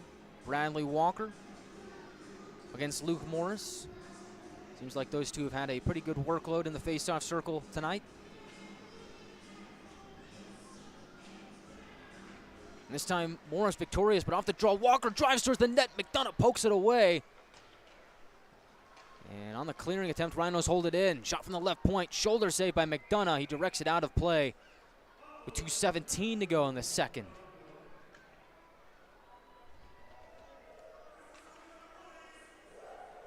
We've got to make sure that that net is still secure and on there. Good news, it is. Draw will be to his right, near circle of the Wranglers zone. Again, it's Morris against Walker. It looked like Morris had that draw won. And at the last second, Walker kind of just maneuvered his way around Morris. He's driving towards the net. This time Walker wins it cleanly. Right point, Zarski flings it towards the net. And it goes wide of McDonough. Shot from the left side is blocked by Troutwine. He'll pick up the puck and find Phillips moving forward. Wranglers almost offside on the entry, pulled up, and now the Rhinos will take the puck away and launch it into the Wrangler zone. And now behind the play, it looks like the linesman is hurt. I believe that's Mr. O'Brien over there. He seems to be in some pain. Looks like he collided with the player. Can't quite say who it was, as it was behind the play, but he seems to be in a good amount of discomfort with 1:54 to go in the second period. Hopefully he's going to be all right. We'll take this moment to step aside on the Wranglers Hockey Network. Rhinos lead 4-2 with under 2 minutes to go in the second period. We'll be back in just a moment on the Wranglers Hockey Network on NATV and YouTube.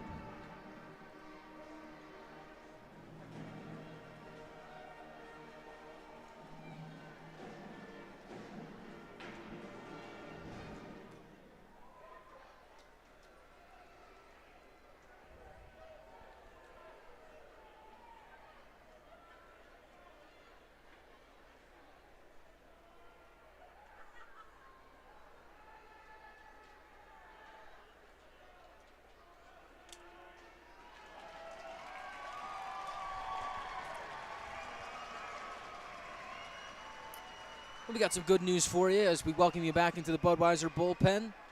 Our linesman, Mr. O'Brien, back up on his feet. It's a good sign to see. Looks like he's going to be all right. Rhinos lead 4-2 with 1:54 to go in the second period. You know, those hockey players are tough. Well, so are the referees, man. No padding on those guys. They just go out there, try and run a tight ship. He's going to stay in the game. What a trooper. I'll have to tip my cap to him. Draw will be on the far circle of the Wranglers zone. Wranglers trying to wedge it free off the skates of Tefelsky. Rhinos working down deep in the far corner. LaBelle strong on the puck. Looks to find Tefelsky on the right circle. He gets hog-tied by Godowski. Good defensive play there. Wranglers get the puck back. Is at the red line. Wranglers knock it in. First man on it will be Luke Morris. He goes careening into the end wall. Working against him is Germain. Puck squeaks free from the pile towards the far side. Proklidis is there. Off the corner wall to Morris. He's working against Paavo Hiltonen. 2 Wranglers, 2 Rhinos are there. Godowski steals it away. Centering pass, and nobody was there. Rhinos get the puck again, and from the blue line, LaBelle is stopped by McDonough. Stretch pass connects with Ben Ivy. McDonough to Ben Ivy. He pulls up looking for a trailer, and 2 Rhinos swarm on him. That's a stampede. Forces Ben and the Wranglers back out to center ice. They'll just dump it down. 54 seconds remain in the second period. Rhinos lead by 2. Stretch pass is offline for Tefelsky. Jack Ivy off the near side wall, and up ahead is Ben Ivy. Wranglers look to get to work as Gagnon dishes it down low. Fans getting loud. Wranglers work it corner to corner. McDonald looking for a steal. Troutwine trying to hold it in at the left point. Rhinos able to wedge Amarillo back out to center ice. Puck will rebound back to Tim Mathis. Will push the puck forward. Looking for a teammate. Wranglers steal the puck. Get back to work in Rhino territory. Jack Ivy looks to center the puck. It's broken up by Walker. Center ice with 5 seconds to go. Wranglers look to move ahead. Rhinos not having any of it. We'll just propel it back into Wrangler territory, and that is the conclusion of the second period.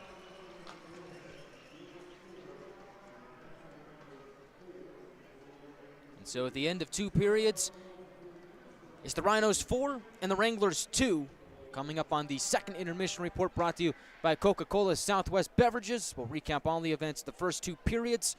Look ahead towards period 3. Talk about what the Wranglers need to do to come back and win this game on home ice. We'll also take a look at some scores from around the league as well as the playoff picture starts to take shape. All that and a whole lot more when we come back in just a couple of minutes on the Wranglers Hockey Network on NATV and YouTube.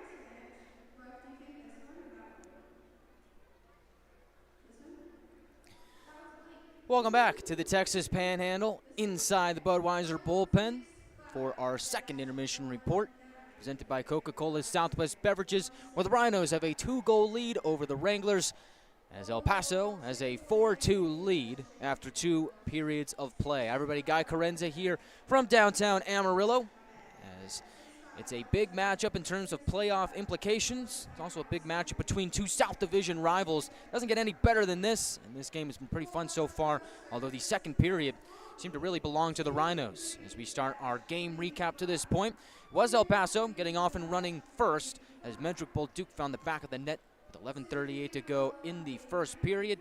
That goal is assisted by Tristan Zarski and Mason LaBelle, and that gave the Rhinos a 1-0 lead. But here came the Amarillo Wranglers. They were able to respond and get the game-tying goal with 5:26 to go in the first period.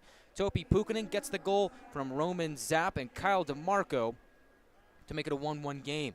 The game's only penalty to that point came in the first period. Wranglers went 1 for 1 on the penalty kill, held the Rhinos off the board on their lone power play chance. Wranglers have yet to have a power play in this game, as there was no penalty in the second period, although that didn't seem to stop the Rhinos, as El Paso really hit their scoring stride in the second period, as Camden Bazier's 16th goal of the season from Bolduc and Arias got things started for El Paso. One ended up being the first of 3 unanswered for the Rhinos. 15-17 to go in the first period. That's when Bazier scored the goal to make it 2-1. And then with 6:58 to go in the second period, that's when the Rhinos got another from Eddie Shepler, assisted by A.J. Reed and Bradley Walker. That made it 3-1. And then just 50 seconds after that, Torrey Lund from Walker is able to get the next goal to make it 4-1 Rhinos. Now, it looks like the off-ice officials have given that goal to Mason LaBelle from Zarski and Lund. I'm not so sure. It looks like that ruling has been flipped around a couple of times since it's been reported. I'm like 99% sure I saw Torrey Lund put that puck in the back of the net, but as I've said time and time before, only the tape will tell. Sometimes, everybody has an off night. It's tough to spot the puck, and that's why they call it the League of Opportunity. We're all trying to get better at our jobs, me included, and so maybe I missed that one, not so sure, but they've given that goal to LaBelle. I'm going to stick with my gut and say that it was Torrey Lund. Either way, Rhinos took the lead 4-1, but the Wranglers weren't done in the second period. They were able to get a response goal, making things interesting heading into the second intermission as Ben Ivey scores with 3:40 to go in the second period to make it a 4-2 hockey game. That goal by Ben Ivey was unassisted, kind of just muscling his way towards the net, and from the right circle was able to get a shot on goal that beat Manzi for the Wranglers' second goal of the night. Now for Ben Ivey, he's been one of the Wranglers' best performers over the last couple of games, and he's done it rather quietly, as we've seen Jack Ivey and Jack McDonald really steal the show over the last couple of games, seemingly just breaking records here, hitting milestones there. But for Ben Ivey, you can't disregard what he's done. He's on a 4-game point streak now, 3 goals and 3 assists in that span. And since he returned from the lineup from injury, he now has 3 goals and 4 assists in his last 6 games. So for Ben, he's quietly playing some of his best hockey over this last stretch. And you got to think that he's going to be a key component for the Wranglers in their run towards the Robertson Cup playoffs in this final 5-game stretch at the end of the regular season. He is the Wranglers captain. He's the leader on and off the ice. And he got that line buzzing in Colorado with his twin brother Jack Ivey and Jack McDonald. And so Wranglers just need to find a way to keep that line rolling, keep them buzzing here in a pivotal series against the Rhinos. As for El Paso, Torrey Lund and Medrick Bolduc having quite a game so far. Bolduc, in a multi-point affair, has 1 goal and 1 assist, as Lund has also gotten on the board as well. In what remains to be determined, it's either a goal or an assist. Either way, Torrey Lund is factored in here tonight, as the Rhinos have a 2-goal lead after 2 periods of play. And I think really the biggest thing that glares out at the end of the second period is the shot count. Rhinos lead that total 33-18. To put that into perspective, the Rhinos doubled up and then some on the Wranglers in shots in the second period. El Paso outshot Amarillo 19-9 in the second period. So for the Wranglers, it's kind of just the game kind of escaped away from them in the second period, and we talked about it in the first intermission. I'll mention again here, the ice and the boards were playing tricks on both teams in the first period. I mean, that was to be expected. El Paso, the visitor, the Wranglers spending a couple weeks away from home, have to get acclimated to being back in this building where the puck seems to have a mind of its own. Well, we talked about how whoever's able to settle down the puck in the second period, make smart plays, keep their head up, kind of just control the puck better in the second period, that was the team that was going to have the lead at the end of the second period, and that team was the Rhinos. You think about that Bazier goal, really all the Rhinos' goals in the second period. El Paso had to make some pretty nice passes to make the setup plays for said goals. And so you got to tip your cap to the Rhinos. They did a really nice job of not just making some good passes and making some clean plays, settling down the puck in the second period, but they were also able to do a nice job of kind of stealing the momentum away from the Wranglers and kind of just taking the game into their own hands. I think there were moments in the second period where the Wranglers looked frustrated. They weren't getting a whole lot offensively that they wanted, and the Rhinos were able to take full advantage of that, rattle off 3 unanswered goals to take a 4-1 lead. And the one thing for the Wranglers the one good thing for the Wranglers that came out of that second period was the Ben Ivy goal to make the lead for El Paso just 2. And they do say that the 2-goal lead is the most dangerous lead in hockey. Well, we're going to put that to the test. Wranglers have been a pretty good comeback team this season. Rhinos have learned that a time or two on the campaign. But for the Wranglers, this is going to be a pretty big test in the third period and really see what this Amarillo Wrangler team is made of. This is a game that is against 2 playoff teams. We know both teams are going to the playoffs. It's a playoff-type atmosphere. And so far, El Paso has handled it quite well. Joe Coombs had his team ready to play from the get-go. Rhinos got the game opening goal. Have a 4-2 lead right now. And for the Wranglers, I think it's imperative that they come out ready to go here in the third period. I think that next goal has to go the Wranglers' way. Otherwise, El Paso is going to walk out of here tonight with 2 points in their back pocket. And the Wranglers will be searching for more tomorrow. And for the Wranglers, you don't want to be doing that. So big third period coming up for the Wranglers. The good news is the Wranglers have been pretty good in games that are close. Because when it comes down to winning close games, the Wranglers have proven that they can squeeze out wins or at least a point out of it, as the Wranglers have a record of 19-7-5-2 in games decided by 1 or 2 goals. So this game is far from over, and we've learned that many times this season. So we're not going to call it until the Fat Lady sings, until the buzzer sounds at the end of the game. It sets the stage for an exciting third period between South Division rivals and 2 playoff teams that are going to be headed to the dance. The only question that remains is who will the opponents be in the play-in rounds for the Wranglers and the Rhinos. This game will be a piece of the puzzle that tells us the answer to that question. Another piece of that puzzle that will tell us the answer is the scores that are happening around the South Division as we speak. When we come back on the other side of the break, we'll check in on the other teams around the division and see what they're up to and see what the playoff picture is looking like when we come back on the Wranglers Hockey Network on NAZV and YouTube.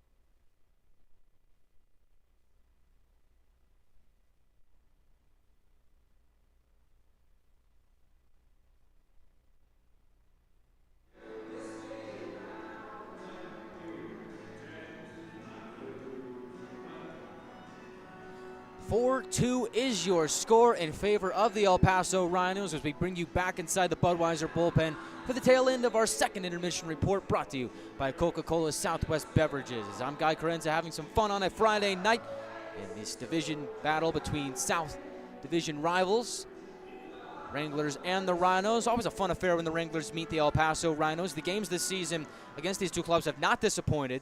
Can't forget about Roman Zapp's two-goal performance and the Wranglers' comeback win against El Paso earlier on in the season. So we know while this game is a two-goal favor in favor of the Rhinos right now, it's far from over, sets the stage for an exciting third period. This game will tell us a lot about what the playoff picture looks like at the end of the night. The other part of that puzzle, what's going on around the South Division, let's take a look as we first take a trip over to Blazers Ice Center to see what's going on between the Corpus Christi Ice Rays and the Oklahoma Warriors. It looks like the Ice Rays still have the advantage, 2-0 over the defending champions about 5 minutes into the third period. So that's big right now. Oklahoma trying to sneak into the playoffs, only one seed left in the South Division up for grabs. It's either going to go to the Warriors or the Jackalopes. Warriors having some trouble claiming that spot for their own. They're down 2-0 to Corpus Christi. Our next stop is over at Ector County Coliseum to take a look at the aforementioned Odessa Jackalopes. Looks like they're having a tough time as well as the Shreveport Mudbugs have a 3-1 lead over Odessa with 12 minutes and counting to go in the third period. So Odessa looking for a comeback, fighting for their playoff lives. As Odessa is currently 9 points out of the playoff picture with just 6 games remaining, including that one. Our final stop is over at Greeley Ice House, where the New Mexico Ice Wolves are battling against the Colorado Grit, what the Wranglers saw last weekend. New Mexico currently has a 2-1 lead over the newest team in the South Division by the slim score of 2-1 at the top of the second period. So that just scores from around the division. And for the Wranglers, if that score against the Ice Wolves and the Grit holds, and the Wranglers are to fall tonight, New Mexico and Amarillo would both be tied at 66 points. Now, it does appear that the Wranglers have the tiebreaker at the moment. New Mexico does have one more game remaining than the Wranglers on their schedule. And so if the Ice Wolves are to win out and the Wranglers are to win out, that 4th seed in the division would belong to New Mexico. And so there's a lot at stake here tonight.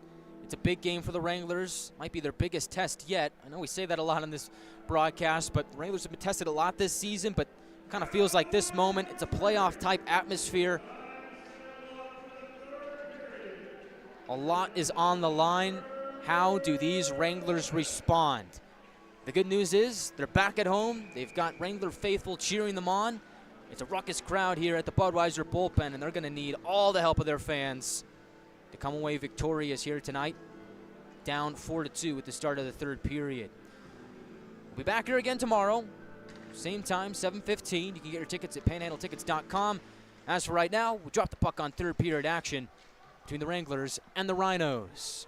Amarillo wins the opening draw of the third period. Nick Troutwine, the former Rhino, will bank it off the far side wall, looking to find Morris in motion between the circles. But the Rhinos get to the puck first, will evade the pressure, and slide the puck back into Wrangler territory.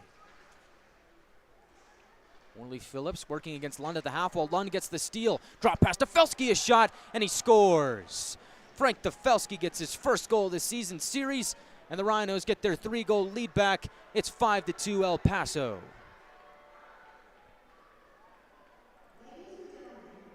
And for the Wranglers, that is not the start that you wanted to begin the third period. Felski from Lund. What else is new? Those are the usual culprits when El Paso scores a goal. Lund did the heavy lifting, got the steal at the half wall. And Felski did the rest. Rhinos scored just 21 seconds into the third period.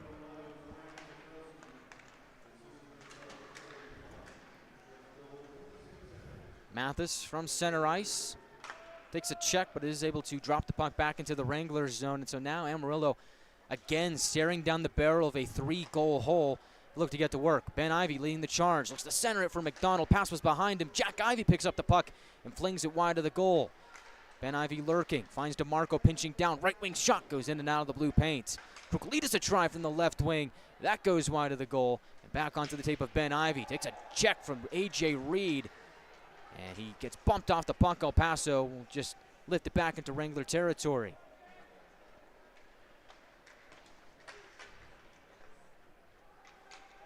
Wranglers return it to the Rhinos zone. Bolduc racing after the puck, can't get there in time. Wranglers get a steal. Left wing Puukkonen looks to center for Semeniuk, but it went off an errant skate. And careening back into the Wrangler defense. McNaughton on the left wing, re-enters the Rhinos zone, takes a check. Puukkonen overskates the puck. Rhinos get possession back as they slide it back out to the neutral zone. Cam Bezier finds Medrick Bolduc on the left wing. He'll curl below the circle. He looks for a trailer. He's got one in Germain, but he's offside with 18-11 to go in the third period. So the Rhinos don't appear to be satisfied with their 3-goal lead. They want to add another one. It was looking to be a pretty good sequence for El Paso. On that last shift, the offside derailed things at the last moment. It'll be a neutral zone draw on the near side, at the top of the Wrangler blue line. Grayson Gerhardt to take it against Cade the Wolf. And the Rhino the victor. He's on the left wing. Pellerine pumps it back into the Wrangler zone, goes harshly off the end wall to McDonough. Elias Abrant will scoop it out of harm's way for Jacob Miller. He rumbles through center ice, looks to center for Grayson Gerhardt. Pass goes astray. Rhinos move up in transition as Ryan Ginger, the former Wrangler, gains the red line, propels it back into Wrangler territory. The puck quickly, just as fast as it entered, exits, and the Wranglers head up ice. Right wing Gagnon takes a shot. Mathis got his stick in the way, directed it towards the near side. Now behind the net, it's Abrant. Finds Gerhardt, sharp angle, goes over the goal, bounces off the corner wall, and out to the neutral zone. Nick Troutwine will feel it from his own end. Stretch pass off the stick of Gerhardt. And down, or I guess they're going to say it didn't hit the stick of Gerhardt. The linesman was right there. I'll trust him on that one. Looked like he had a pretty good eye on it. And so just 2:40 into the third. It's an icing on the Wranglers. This draw will come all the way back down to my left on the far circle of the Wranglers zone. So Gerhardt to take it against Torrey Lund. For Tefelsky on that last goal. He picked up his team-leading 19th goal of the season. He's back out at center ice. Tefelsky has it. Quickly fires it across to Lund. He's able to glove it down and spur up ice. He springs forward, right down Broadway. Lund, knifing his way towards the net, is knocked off the puck at the last second by Luke Morris. In the far corner, Phillips looks to center it. Godowski was there, so was Morris. But the Rhinos able to lift a couple of sticks and then charge the other way. McDonough out to play the puck, will wheel it around towards the near side half wall. Kruklidis, the Latvian defenseman, flips it to the neutral zone and all the way down to Rhino territory, where Manzi will play the puck. Back on the left wing, Kruklidis dumps it back down again. No icing after it. For the Wranglers is Jack McDonald. Hard on the puck, gets a steal. He's looking for a trailer, but the Wranglers were just spilling over the bench after finishing a line change. And so they'll have to start their next breakout from their own ends. Martin Kruklidis will lead that charge. He moves it over to TJ Ritchie. And the Wranglers turn the puck over on the entry.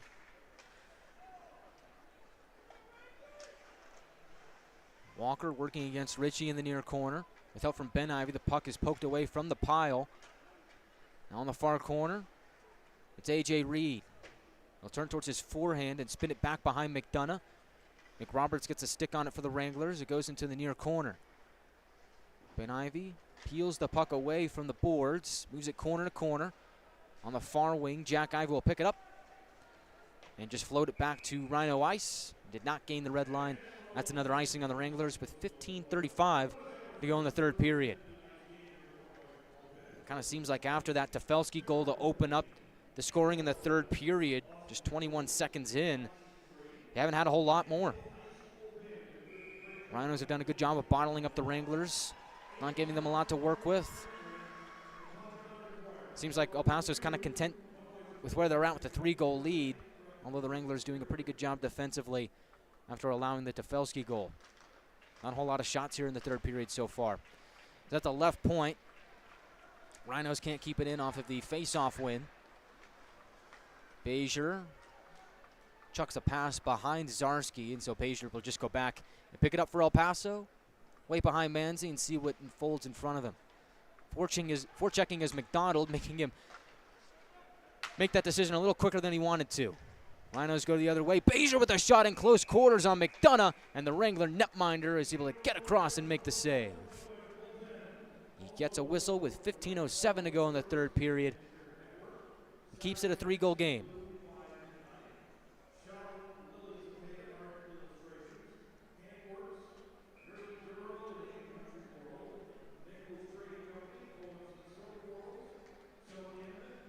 Draw to the right of McDonough, far circle of the Wranglers zone. It's going to be Cade the Wolf to take it against Connor McNaughton. Rhinos end up with the puck. They try and shimmy around the net behind McDonough. McNaughton working against a Rhino at the import. That's a lot of mix. McDonough, McNaughton, you got a whole lot more of them on the team. You can almost feel the starting 5, starting 6 with them almost. His left point, Hilton in towards the goal. That's blocked by DeMarco, and he seems to be in some pain after blocking that shot. He's down behind the play.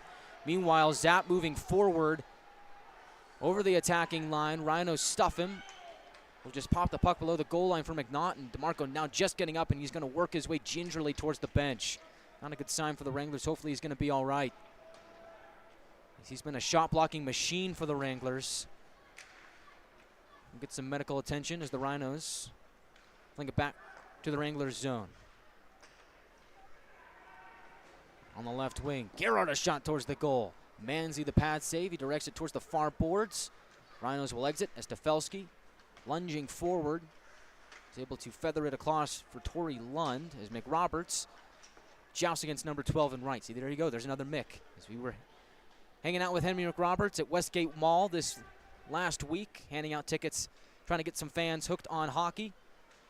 We also had Henry and Grayson Gerhard mic'd up for morning skate here today. Subscribe to our YouTube channel to see that video when it comes out next week. As Lund behind the net centers one for a shot that goes over the goal. Wranglers will pick up the puck in open space. It's Cole Semenyuk lifting it into Rhino territory. El Paso moving D to D. Pellerine gets it to neutral ice. Gerhard's stick gets slapped out of his hands. And so he'll just head towards the bench. Wranglers get the puck back. Stretch pass. Off the tape of Morris to Tristan Zarski. They'll swat at it. Puck is up for grabs in the neutral zone. Morris after the puck trying to get back into the hands of the Wranglers, but Tim Mathis is able to scoop it away. And Tristan Zarski will backpedal for Mathis back in the Rhinos zone with 12:54 and counting remaining in the third period.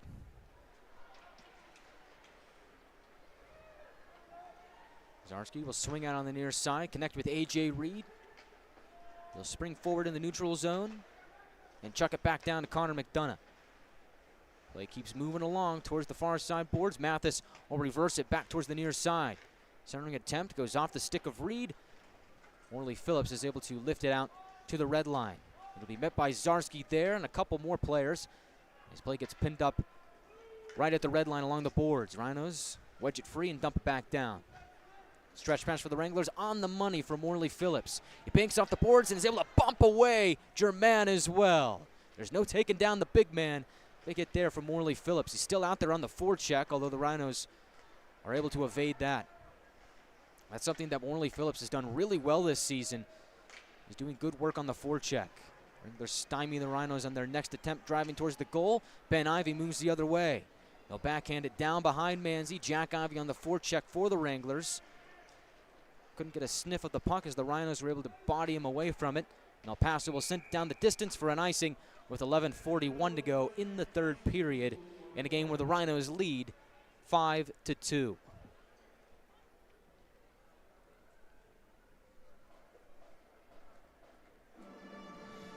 Not a whole lot of shooting going on here in the third period. Shot count in the third, just 2-1 in favor of El Paso.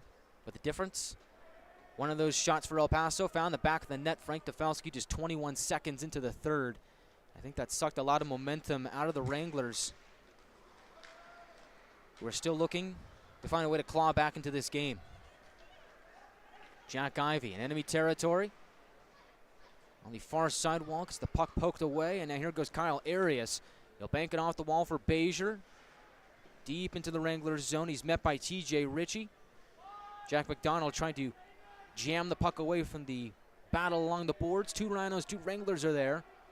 See if the Wranglers can wrangle up or hurt our Rhinos in that corner. It's taking a little while. Still a 2-on-2. McDonald doing some good work there against Medrick Bolduc, but the Rhinos do come away with the puck. Bolduc's centering pass goes off a stick, gets directed back out into the Rhinos' end. 10:50 remaining in the third period. Rhinos back on their horse. Is sliding down after losing an edge was Triggs. His shot is easily stopped by McDonough. It's Rhinos' third shot of the third period. They'll plug it back in deep again, where it'll be collected by Martins Kruklidis. He'll skate towards his own blue line, meet a couple Rhinos, and then drop it back for Cole Semenyuk, his D partner.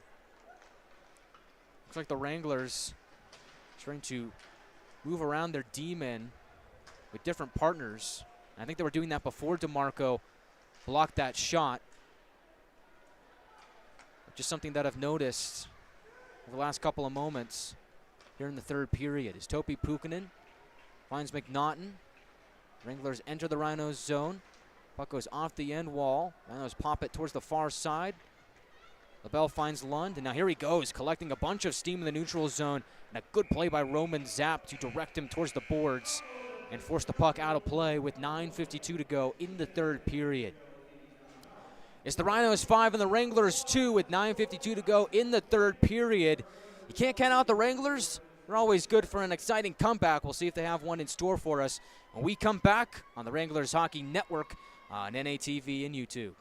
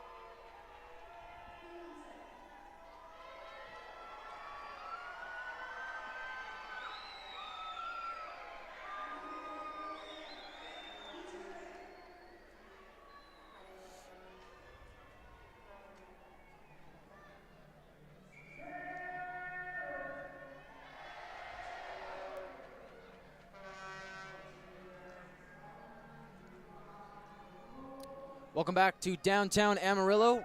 Rhinos lead by 3. 5-2 is your score. Wranglers looking to mount a comeback here in the second half of the third period. It'll start with a neutral zone draw in front of the Wranglers bench. Connor McNaughton to take it against Torrey Lund. McNaughton has been playing some of his best hockey as of late. As Connor McNaughton currently on a 3-game point streak, 3 goals and 1 assist. Entering tonight's play. From his own end, he moves it corner to corner. The right point, Rhinos keep it in. Germain walks the line towards his right for a snapshot by Mathis. It goes wide of the goal. Stays in. It was actually Torrey Lund that took that shot. And it was a heater. As Gagnon will pick up the puck behind the net. Lund keeps it in. Quickly passed it towards the center. Nobody was there. Lund gets it back at center ice. Driving towards the net, Lund shoots, McDonough fights it off. Puck goes around towards the near side, and the Rhinos trying to stuff it in are unable to do so. And sometimes it's a good stop like that defensively that can get some momentum going your way and then start changing things. As the Rhinos come right back in on the right wing. Around the net goes Eddie Shepler. Wranglers direct him towards the far corner and pick the puck away. It's McNaughton from his own blue line. Will bounce it off the glove of Strickland and down into enemy territory. On the far wall, Reed is there, off a stick, and onto the tape of Bradley Walker. He's trying to knife his way to the slot. Nice play by McRoberts to shut it down. Now Henry with a shot there by Mathis. Made a stop against Walker. Puck somehow squeaked over to Mathis, who took the shot. McDonough the save. With 8:26 to go in the third period, Rhinos still lead by 3. It's 5-2. Shot count is 38-19 in favor of El Paso. Rhinos lead the shot count in the third 5-1. By the count of our off-ice officials, draw will be on the far circle of the Wranglers zone. Rhinos win it. Mathis will roll it behind McDonough. Now play goes careening into the near side half wall where the puck squirts back to Grayson Gerhard. He'll pelt it off the inboards for Abrant at the opposite half wall. Rhinos trying to swindle the puck away, and they do. It's Carson Triggs at center, and he takes a shot. McDonough is able to make the save. Now from center ice, the Rhinos. Now before we're in, we got a fight. It's Henry McRoberts. Here he goes. He's going up against Cade DeWolf. McRoberts looking to get a shot away. DeWolf taking a couple of righties. McRoberts staying on his feet. He's got his jersey pulled over his head. As Cade DeWolf looking to get a few more shots in. Linesman trying to break it up. Henry wants some more. As he was trying to get a couple in on DeWolf. The linesman having none of it. Break it up and send McRoberts and DeWolf on their way. And I like the spirit from Henry McRoberts getting in there, trying to get the Wranglers juiced up here for the comeback. Still plenty of time, 7:51 to go in the third period. And for DeWolf, got a couple good shots in, but that was mostly because McRoberts really couldn't do anything as DeWolf had his jersey pulled up over Henry's head. I don't think McRoberts really could have seen anything, so he's kind of just swinging blindly. Got a couple good shots in. Good fight there. It's got the crowd jazzed up, and hopefully the Wranglers as well. And you knew this Wranglers team wasn't going to go down without a fight. I mean that figuratively and literally. He's got that one there, and I said at the top of the broadcast, you know, wouldn't be surprised if we saw a fight tonight, this weekend. Well, there you go. Henry McRoberts going to go up against Cade DeWolf. Both get a 10-minute misconduct and 5 minutes for fighting. So their nights are both over. But McRoberts hopefully has brought some momentum into the Wranglers and given them a little bit of life. At the right point, DeMarco back into the game, snaps a shot off the leg of Reed, rolls back to Fruklidis in the Wranglers zone, where he turns up ice and looks to find Magnus Godowski at center red.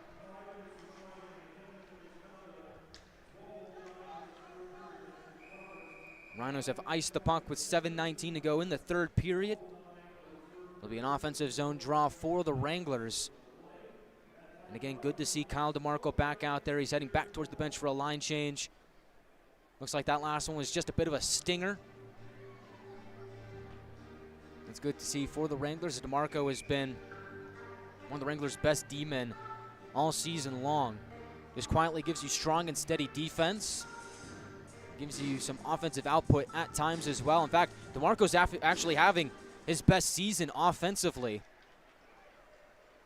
in his third year in the North American Hockey League, all played with the Wranglers. The Rhinos win the face-off, plug it back into the Wranglers zone. Wranglers look to go back to work. It goes off a stick, and it'll tumble in deep behind Manzi. Rhinos will exit their own end. Tap it into Wrangler territory. Troutwine is there. He hurls it forward. Puck ends up onto the tape of Tristan Zarski.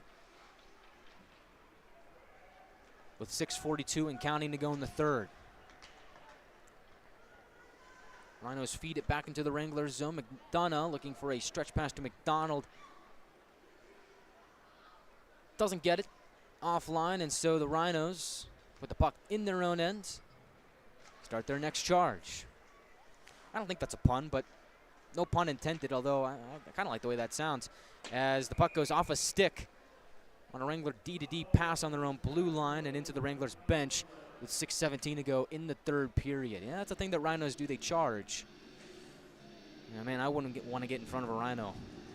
And I'm not quite sure why the Rhinos were named the Rhinos, although I have to imagine it has something to do with them playing right across the street from the El Paso Zoo. Torrey Lund will take the draw against Connor McNaughton on the far circle of the Wranglers zone. McDonough looking on. Rhinos driving towards the net. McNaughton's able to sweep it away from the Wrangler netminder. The Wranglers will evade any more danger. Zap enters on the right wing, pulls up at the point. Just looking to backhand it to McNaughton at the half wall, but the Rhinos were able to sniff it out and pick it away. Back out at center ice. Wranglers re-enter. Zap the same play, pulls up at the right point. This time he is able to dish it in deep for Topi Pukkanen. Semeniuk, a shot from the right wing wall. It's blocked by El Paso. Jumble for it at the half wall. McNaughton trying to keep it in at the line, and the puck will find its way back out to center ice.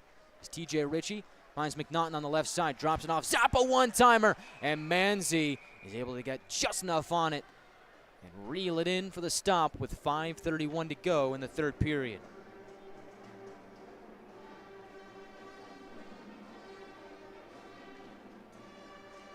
And that was probably the Wranglers' best offensive play of maybe the third period. Hasn't been a whole lot on goal for Manzi in the third period. That was just the Wranglers, I believe that was their second shot in the third period, and it was. Draw to the right of Manzi on the near circle. Rhinos victorious, and that's another thing that El Paso has done really well here tonight, is winning faceoffs. Wranglers keep the puck in the zone on a clearing attempt. Well, I guess I spoke too soon. Eagle Eye linesman says it's offside, so it'll be a neutral zone draw with 5:24 to go in the third period.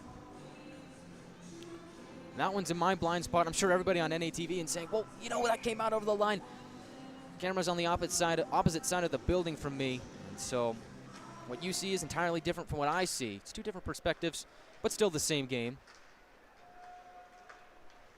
As the Rhinos win the draw and look to get the work on the left wing, Pellerine after the puck at the half wall. He's met by Kyle DeMarco, longtime Wranglers D-man with the A on his sweater. He's able to win that battle and pump it back into El Paso territory, but it is an icing on the Wranglers with 5:06 to go in the third period.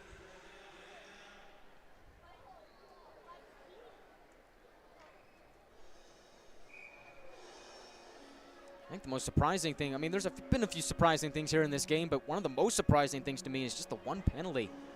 I mean, aside from the fight from McRoberts and DeWolf, just one minor penalty in this game coming in the first period. Wranglers got the kill, and that's it. That's all we've seen so far in terms of penalties. Fall starting off the draw. We'll do it again. On the near circle of the Wranglers zone. To the left of McDonough. Gerhard against Walker at the dot. Walker wins it. Right point, Zarski's there to keep it in.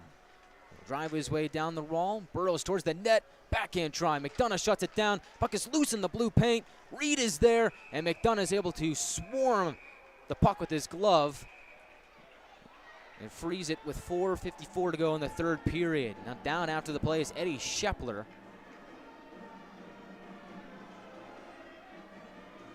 Players were hacking and whacking away at that puck. Schepler on one knee. Looks like he's going to be all right. Gets up to 2 feet. And we're going to get our second penalty of the game, and our second penalty against the Wranglers as Jacob Miller has entered the penalty box. And so the Rhinos will head back to the power play.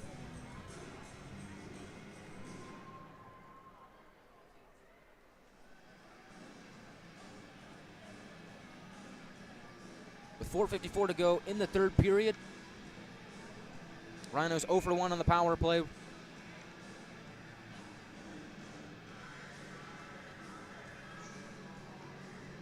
Gromby on the far circle of the Wranglers zone as Miller takes a seat for 2 minutes for cross-checking. Rhinos win the draw, can't keep it in as Paavo Hiltunen, who recently played in his 100th North American Hockey League game on Tuesday against New Mexico. Will retreat back to his own zone and start the next breakout. Is on the right wing. Bolduc pulls up at the half wall. Flips it across for Hiltunen at the left point. Slides it down the wall behind Lund and down deep for Tefelsky. He exchanges with Lund in the corner. Rhinos try and snap it from low to high. Wranglers pick it away and get it back out to center ice. They'll get a partial change.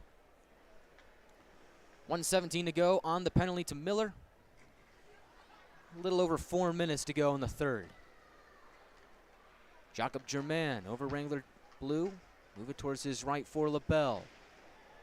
Tries to dig his way deep in enemy territory. He's met by Nick Troutwine. He tries to pitch it up towards the right point for Pellerine. Rhinos Demon wasn't ready for it. They'll start their next attack as they re-enter on the right wing. Wranglers bottle that up. Troutwine there, strong and steady. He'll dish the puck back out to the neutral zone. 40 seconds to go on the Rhino power play.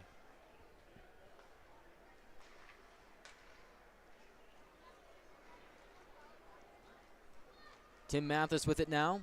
Over center red, now Wranglers blue. Drops it off on the left side for Pellerine.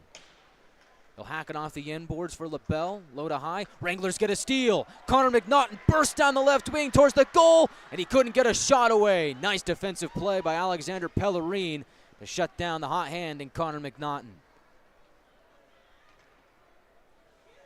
He was bursting ahead shorthanded off the steal. It does kill the penalty, as we're back to even strength right now. 2:50 and counting left in the third period. Rhinos lead 5-2.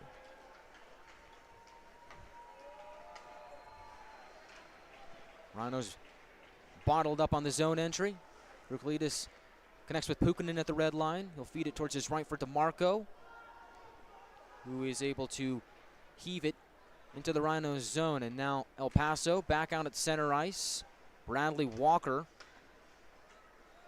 will bump it off his teammate's stick at the blue line. Back into the Wrangler end is DeMarco. Throws it off the stick of Pukkanen. And the finish forward will give chase as the Wranglers get a partial change. Pukkanen gets a steal. Zappa's there. He centers it looking for Jack Ivey, but the puck just couldn't get to the Wranglers' leading goal scorer in time. Now here's Jack Ivey on the re-entry as he snaps a shot off the stick of Hiltonen and wide of the goal, and it goes caroming back into the grasp of Michael Manzi, who freezes with 1:58 remaining in the third period. Next draw will be to his left on the far circle of the Rhinos zone. And so now at this point in the game, you figure it's either going to be one crazy comeback, which again, we're not going to just disregard that. That could still happen. But right now, your sole focus is gaining some momentum for tomorrow night's matchup. We'll be right back here at the Budweiser Bull Pen. Same start time, 7 o'clock pregame show, 7:15 puck drop for the season series finale between the Wranglers and the Rhinos. As Carson Triggs burrows his way deep into the far corner of the Wranglers zone, Amarillo is able to sniff the puck away. Warnley Phillips, I think that TJ Ritchie, will fling it towards the Rhino blue line. Wranglers can't enter, but they will try again as Semenuk gets the puck. As the Rhinos just propel it back to the Wrangler defense. They've got a 3-goal lead. They're all right as Ben Ivey steps over the attacking line. Left side shot. Snagged out of the air by Manzi. And Manzi will get a good grasp on it. Juggle it in his glove. Give it back to the linesman. Next face-off will be to his right. Time stops with 1:18 to go in the third period.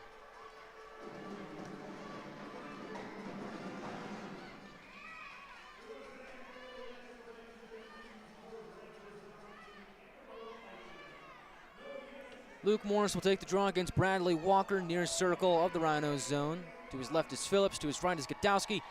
Gagnon and Troutwine, the two blue liners. Wranglers win the draw. Troutwine, left point. To Godowski, snap shot off the iron. Hit the crossbar. Phillips was there between the circles. He takes a shot, and it's blocked by Zarski. Play directs into the far corner. Godowski pumps it over towards the near side, but the Rhinos are able to exit and get it back out to center ice. Magnus Godowski just inches away from his first goal as a Wrangler, making this game interesting. Instead, we're under a minute to go in the third period. Rhinos still lead 5-2. Wranglers right back in as Gagnon is there. Finds Morris in the far corner. He'll wheel it around towards the left point. TJ Ritchie racing, trying to keep it in, and he does. He slaps it to the half wall for Godowski. Puck jumps onto the stick of the Rhinos. They'll sweep it out to center ice. 32 seconds to go in the third. Rhinos go D to D as Pellerine works his way along the left wing wall. Now flings it cross ice to Cam Bezier. He'll go around McDonough on his forehands, up along the far side wall and out to center ice. He's just going to wait out the clock. Rhinos pretty much have this thing in the bag as Bezier re-enters on the right wing. We'll go back around McDonough, look to center it. As Ginger is there, McDonough the save. Play goes over towards the far side wall. Ritchie gets it. They'll fling it down to Manzi, and that is all. The El Paso Rhinos come to town and they take the first matchup of the two-game set by the final score of 5-2 as they spoil the party on Buchanan Street in the Wranglers' homecoming from the 6-game road trip.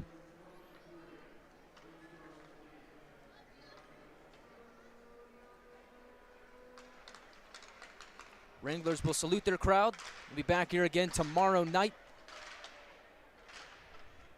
Wranglers will look to bounce back tomorrow and at least break this two-game set even and get the split against the Rhinos. Wranglers post-game show starts now. I think there's a lot to be left desired here tonight. And for the Wranglers, it's not a whole lot offensively. They do put up 23 shots on the board. Get 2 goals, but it's not enough when you're playing a team like the El Paso Rhinos. Rhinos put up 42 shots against the Wranglers. They get 5 goals, and here's how it happened. El Paso opened the scoring with 11:38 to go in the first period. It's Medrick Bolduc from Tristan Zarski and Mason LaBelle that opens the scoring. It makes it 1-0 Rhinos. Wranglers do respond as the Wranglers were crashing the net off of a line rush. With 5:26 to go in the first period, as it was Topi Pukkanen getting the goal. Zapp and DeMarco the assist on the game-tying goal at that point that made it 1-1. As, again, we talked about it, line rush going the other way from the left wing. Crashing towards the net was Zapp. It did find its way over the goal line. A little bit of room to spare. They called it a good goal. After a conference, Wranglers tie at 1-1. That's where we were at the end of the first period. The only penalty at that point belonged to Jack McDonald. Wranglers got the kill on the penalty kill, as they were 1-for-1 at that point. In the second period, no penalties.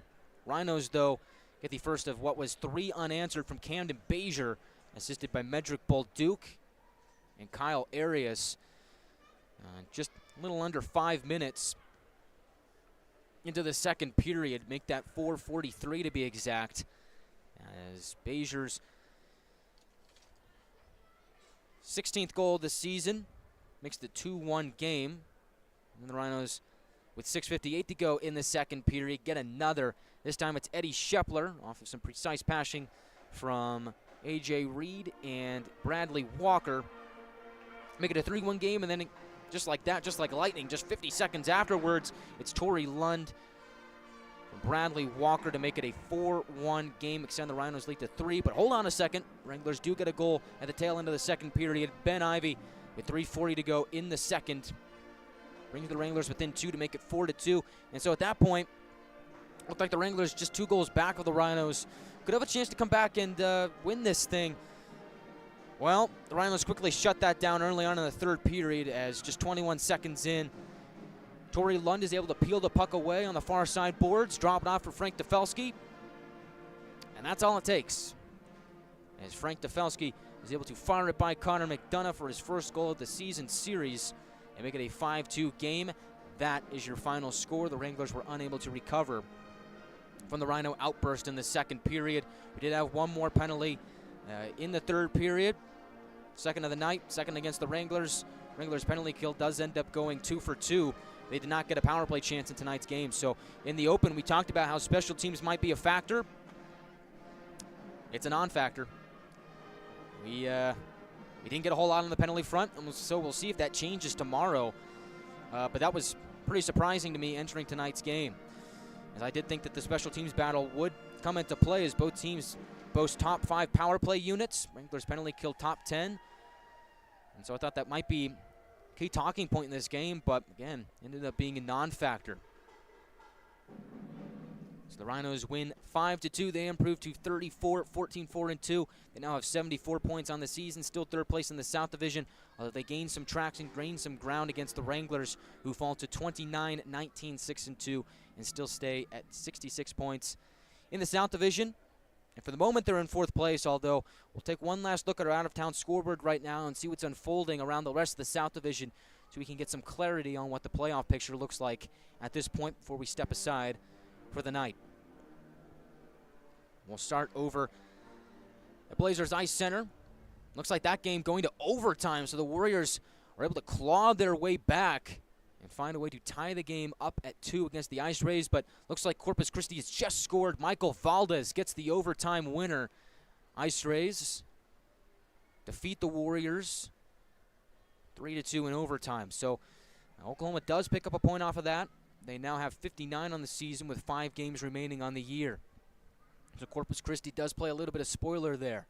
Over at Ector County Coliseum, Shreveport Mudbugs defeat the Odessa Jackalopes. Jacks were looking to mount the comeback. They fall just short, and now their playoff chances, their playoff hopes are on life support. Jackalopes fall 3-2 to the Mudbugs. Shreveport gets goals from 3 different goal scorers in the victory. And then the big one that we have our eyes on, Greeley Icehouse, New Mexico Ice Wolves taking on the Colorado Grit. As it stands, after 2 periods of play, that game being played over in the Mountain Time Zone, so that'll finish about an hour from now, well while we're off the air. Ice Wolves have a 4-2 lead after 2 periods of play. New Mexico getting goals from 4 different goal scorers. Dylan Kuntz, Ty Toshido, Ryan Seelinger, and Ethan Hall get the goals for New Mexico. Quinn Bowden and Sheldon Rue with the 2 Colorado goals. So we'll see how that unfolds, but if that holds and the Ice Wolves win, they'll be tied with the Wranglers for 4th place in the South Division with 66 points on the season, nearly identical records coming into play tonight. Wranglers have played 1 more game, and the Ice Wolves nipping on their heels for 4th place. And so we know home ice is going to be a big factor in the play-in. All 3 games we played under one roof, and the Wranglers wanted to be here at the Budweiser Bull Pen, although the loss here tonight kind of puts a dent in what the Wranglers are trying to cook up in that regard. So I think the biggest shortcoming for the Wranglers here tonight was I think they just gave El Paso way too much room offensively. I mean, you look at 42 shots on the board. That really shouldn't happen, and the Wranglers did a really good job in the 3rd period of kind of shutting down El Paso's shots, but that was kind of because El Paso led up at that point. They had a 3-goal lead. They didn't need to take any more shots. And you look at the shot count through 2 periods for El Paso, I think it's just way too many. It was well over the Rhinos' average of 28 entering play tonight, as looks like the Rhinos had 33 shots on goal through 2 periods. The Wranglers at that point just had 18. And that 2nd period outburst for El Paso really can be credited to the Rhinos kind of slowing down the game, really just handling the puck well, moving in transition, moving with a lot of speed, and they hit their passes. Got some good scoring looks. Wasn't really a whole lot Connor McDonough could have done on the 3 Rhino goals in the 2nd period, as the Rhinos had caught him moving from side to side. All it took was a one-timer to put it in the back of the net. So I think for the Wranglers, they're going to have to find a way to adapt to what the Rhinos are throwing at them tomorrow night, as the Wranglers will look to bounce back and get back to their winning ways and put 2 more points in their back pocket as they try and get some distance away from the New Mexico Ice Wolves for 4th place in the South Division. Try and break even against the Rhinos this weekend as they look to get the split in the 2 games set this weekend. And then the Wranglers after that will have the weekend off, and then they'll face off against the Colorado Grit for a 3-game set here at the Budweiser Bull Pen to close out the regular season. Well, I think that'll do it for us here tonight on the Wranglers Hockey Network, as the Rhinos come into town, spoil the Wranglers' homecoming party. El Paso wins it by the final score of 5-2. Wranglers will be wearing their specialty jerseys again tomorrow night. They'll be up for auction at the end of the game. Wranglers looking to find a way to get a victory in those uniforms as they're wearing the Canadian tuxedo look. I've got that look going on right now. I've got the denim on denim as the players, coaching staff, and yes, even me. We all wore the Canadian tuxedo into town tonight. You know what? I actually got my cowboy hat with me. Our viewers on YouTube can see it, but it's a nice brown felt hat. We're ending felt season, I'm told, but unfortunately I can't wear it with my headset on. So it's the best I can do. But We try and have some fun on a Friday night. We'll have some even more fun tomorrow as the Wranglers meet the El Paso Rhinos in the season series finale. The Wranglers are 4-2-1 against El Paso this season. They'll look to make it 5-2-1 with a victory tomorrow night. We'll see you then, as it'll be a 7 o'clock pregame show, 7:15 puck drop. We'll have it all for you here on NATV and YouTube. As for tonight, your final scores, the Rhinos 5 and the Wranglers 2. I'm Guy Chiarenza saying good night and so long from the Budweiser Bull Pen. I'll see you back here tomorrow.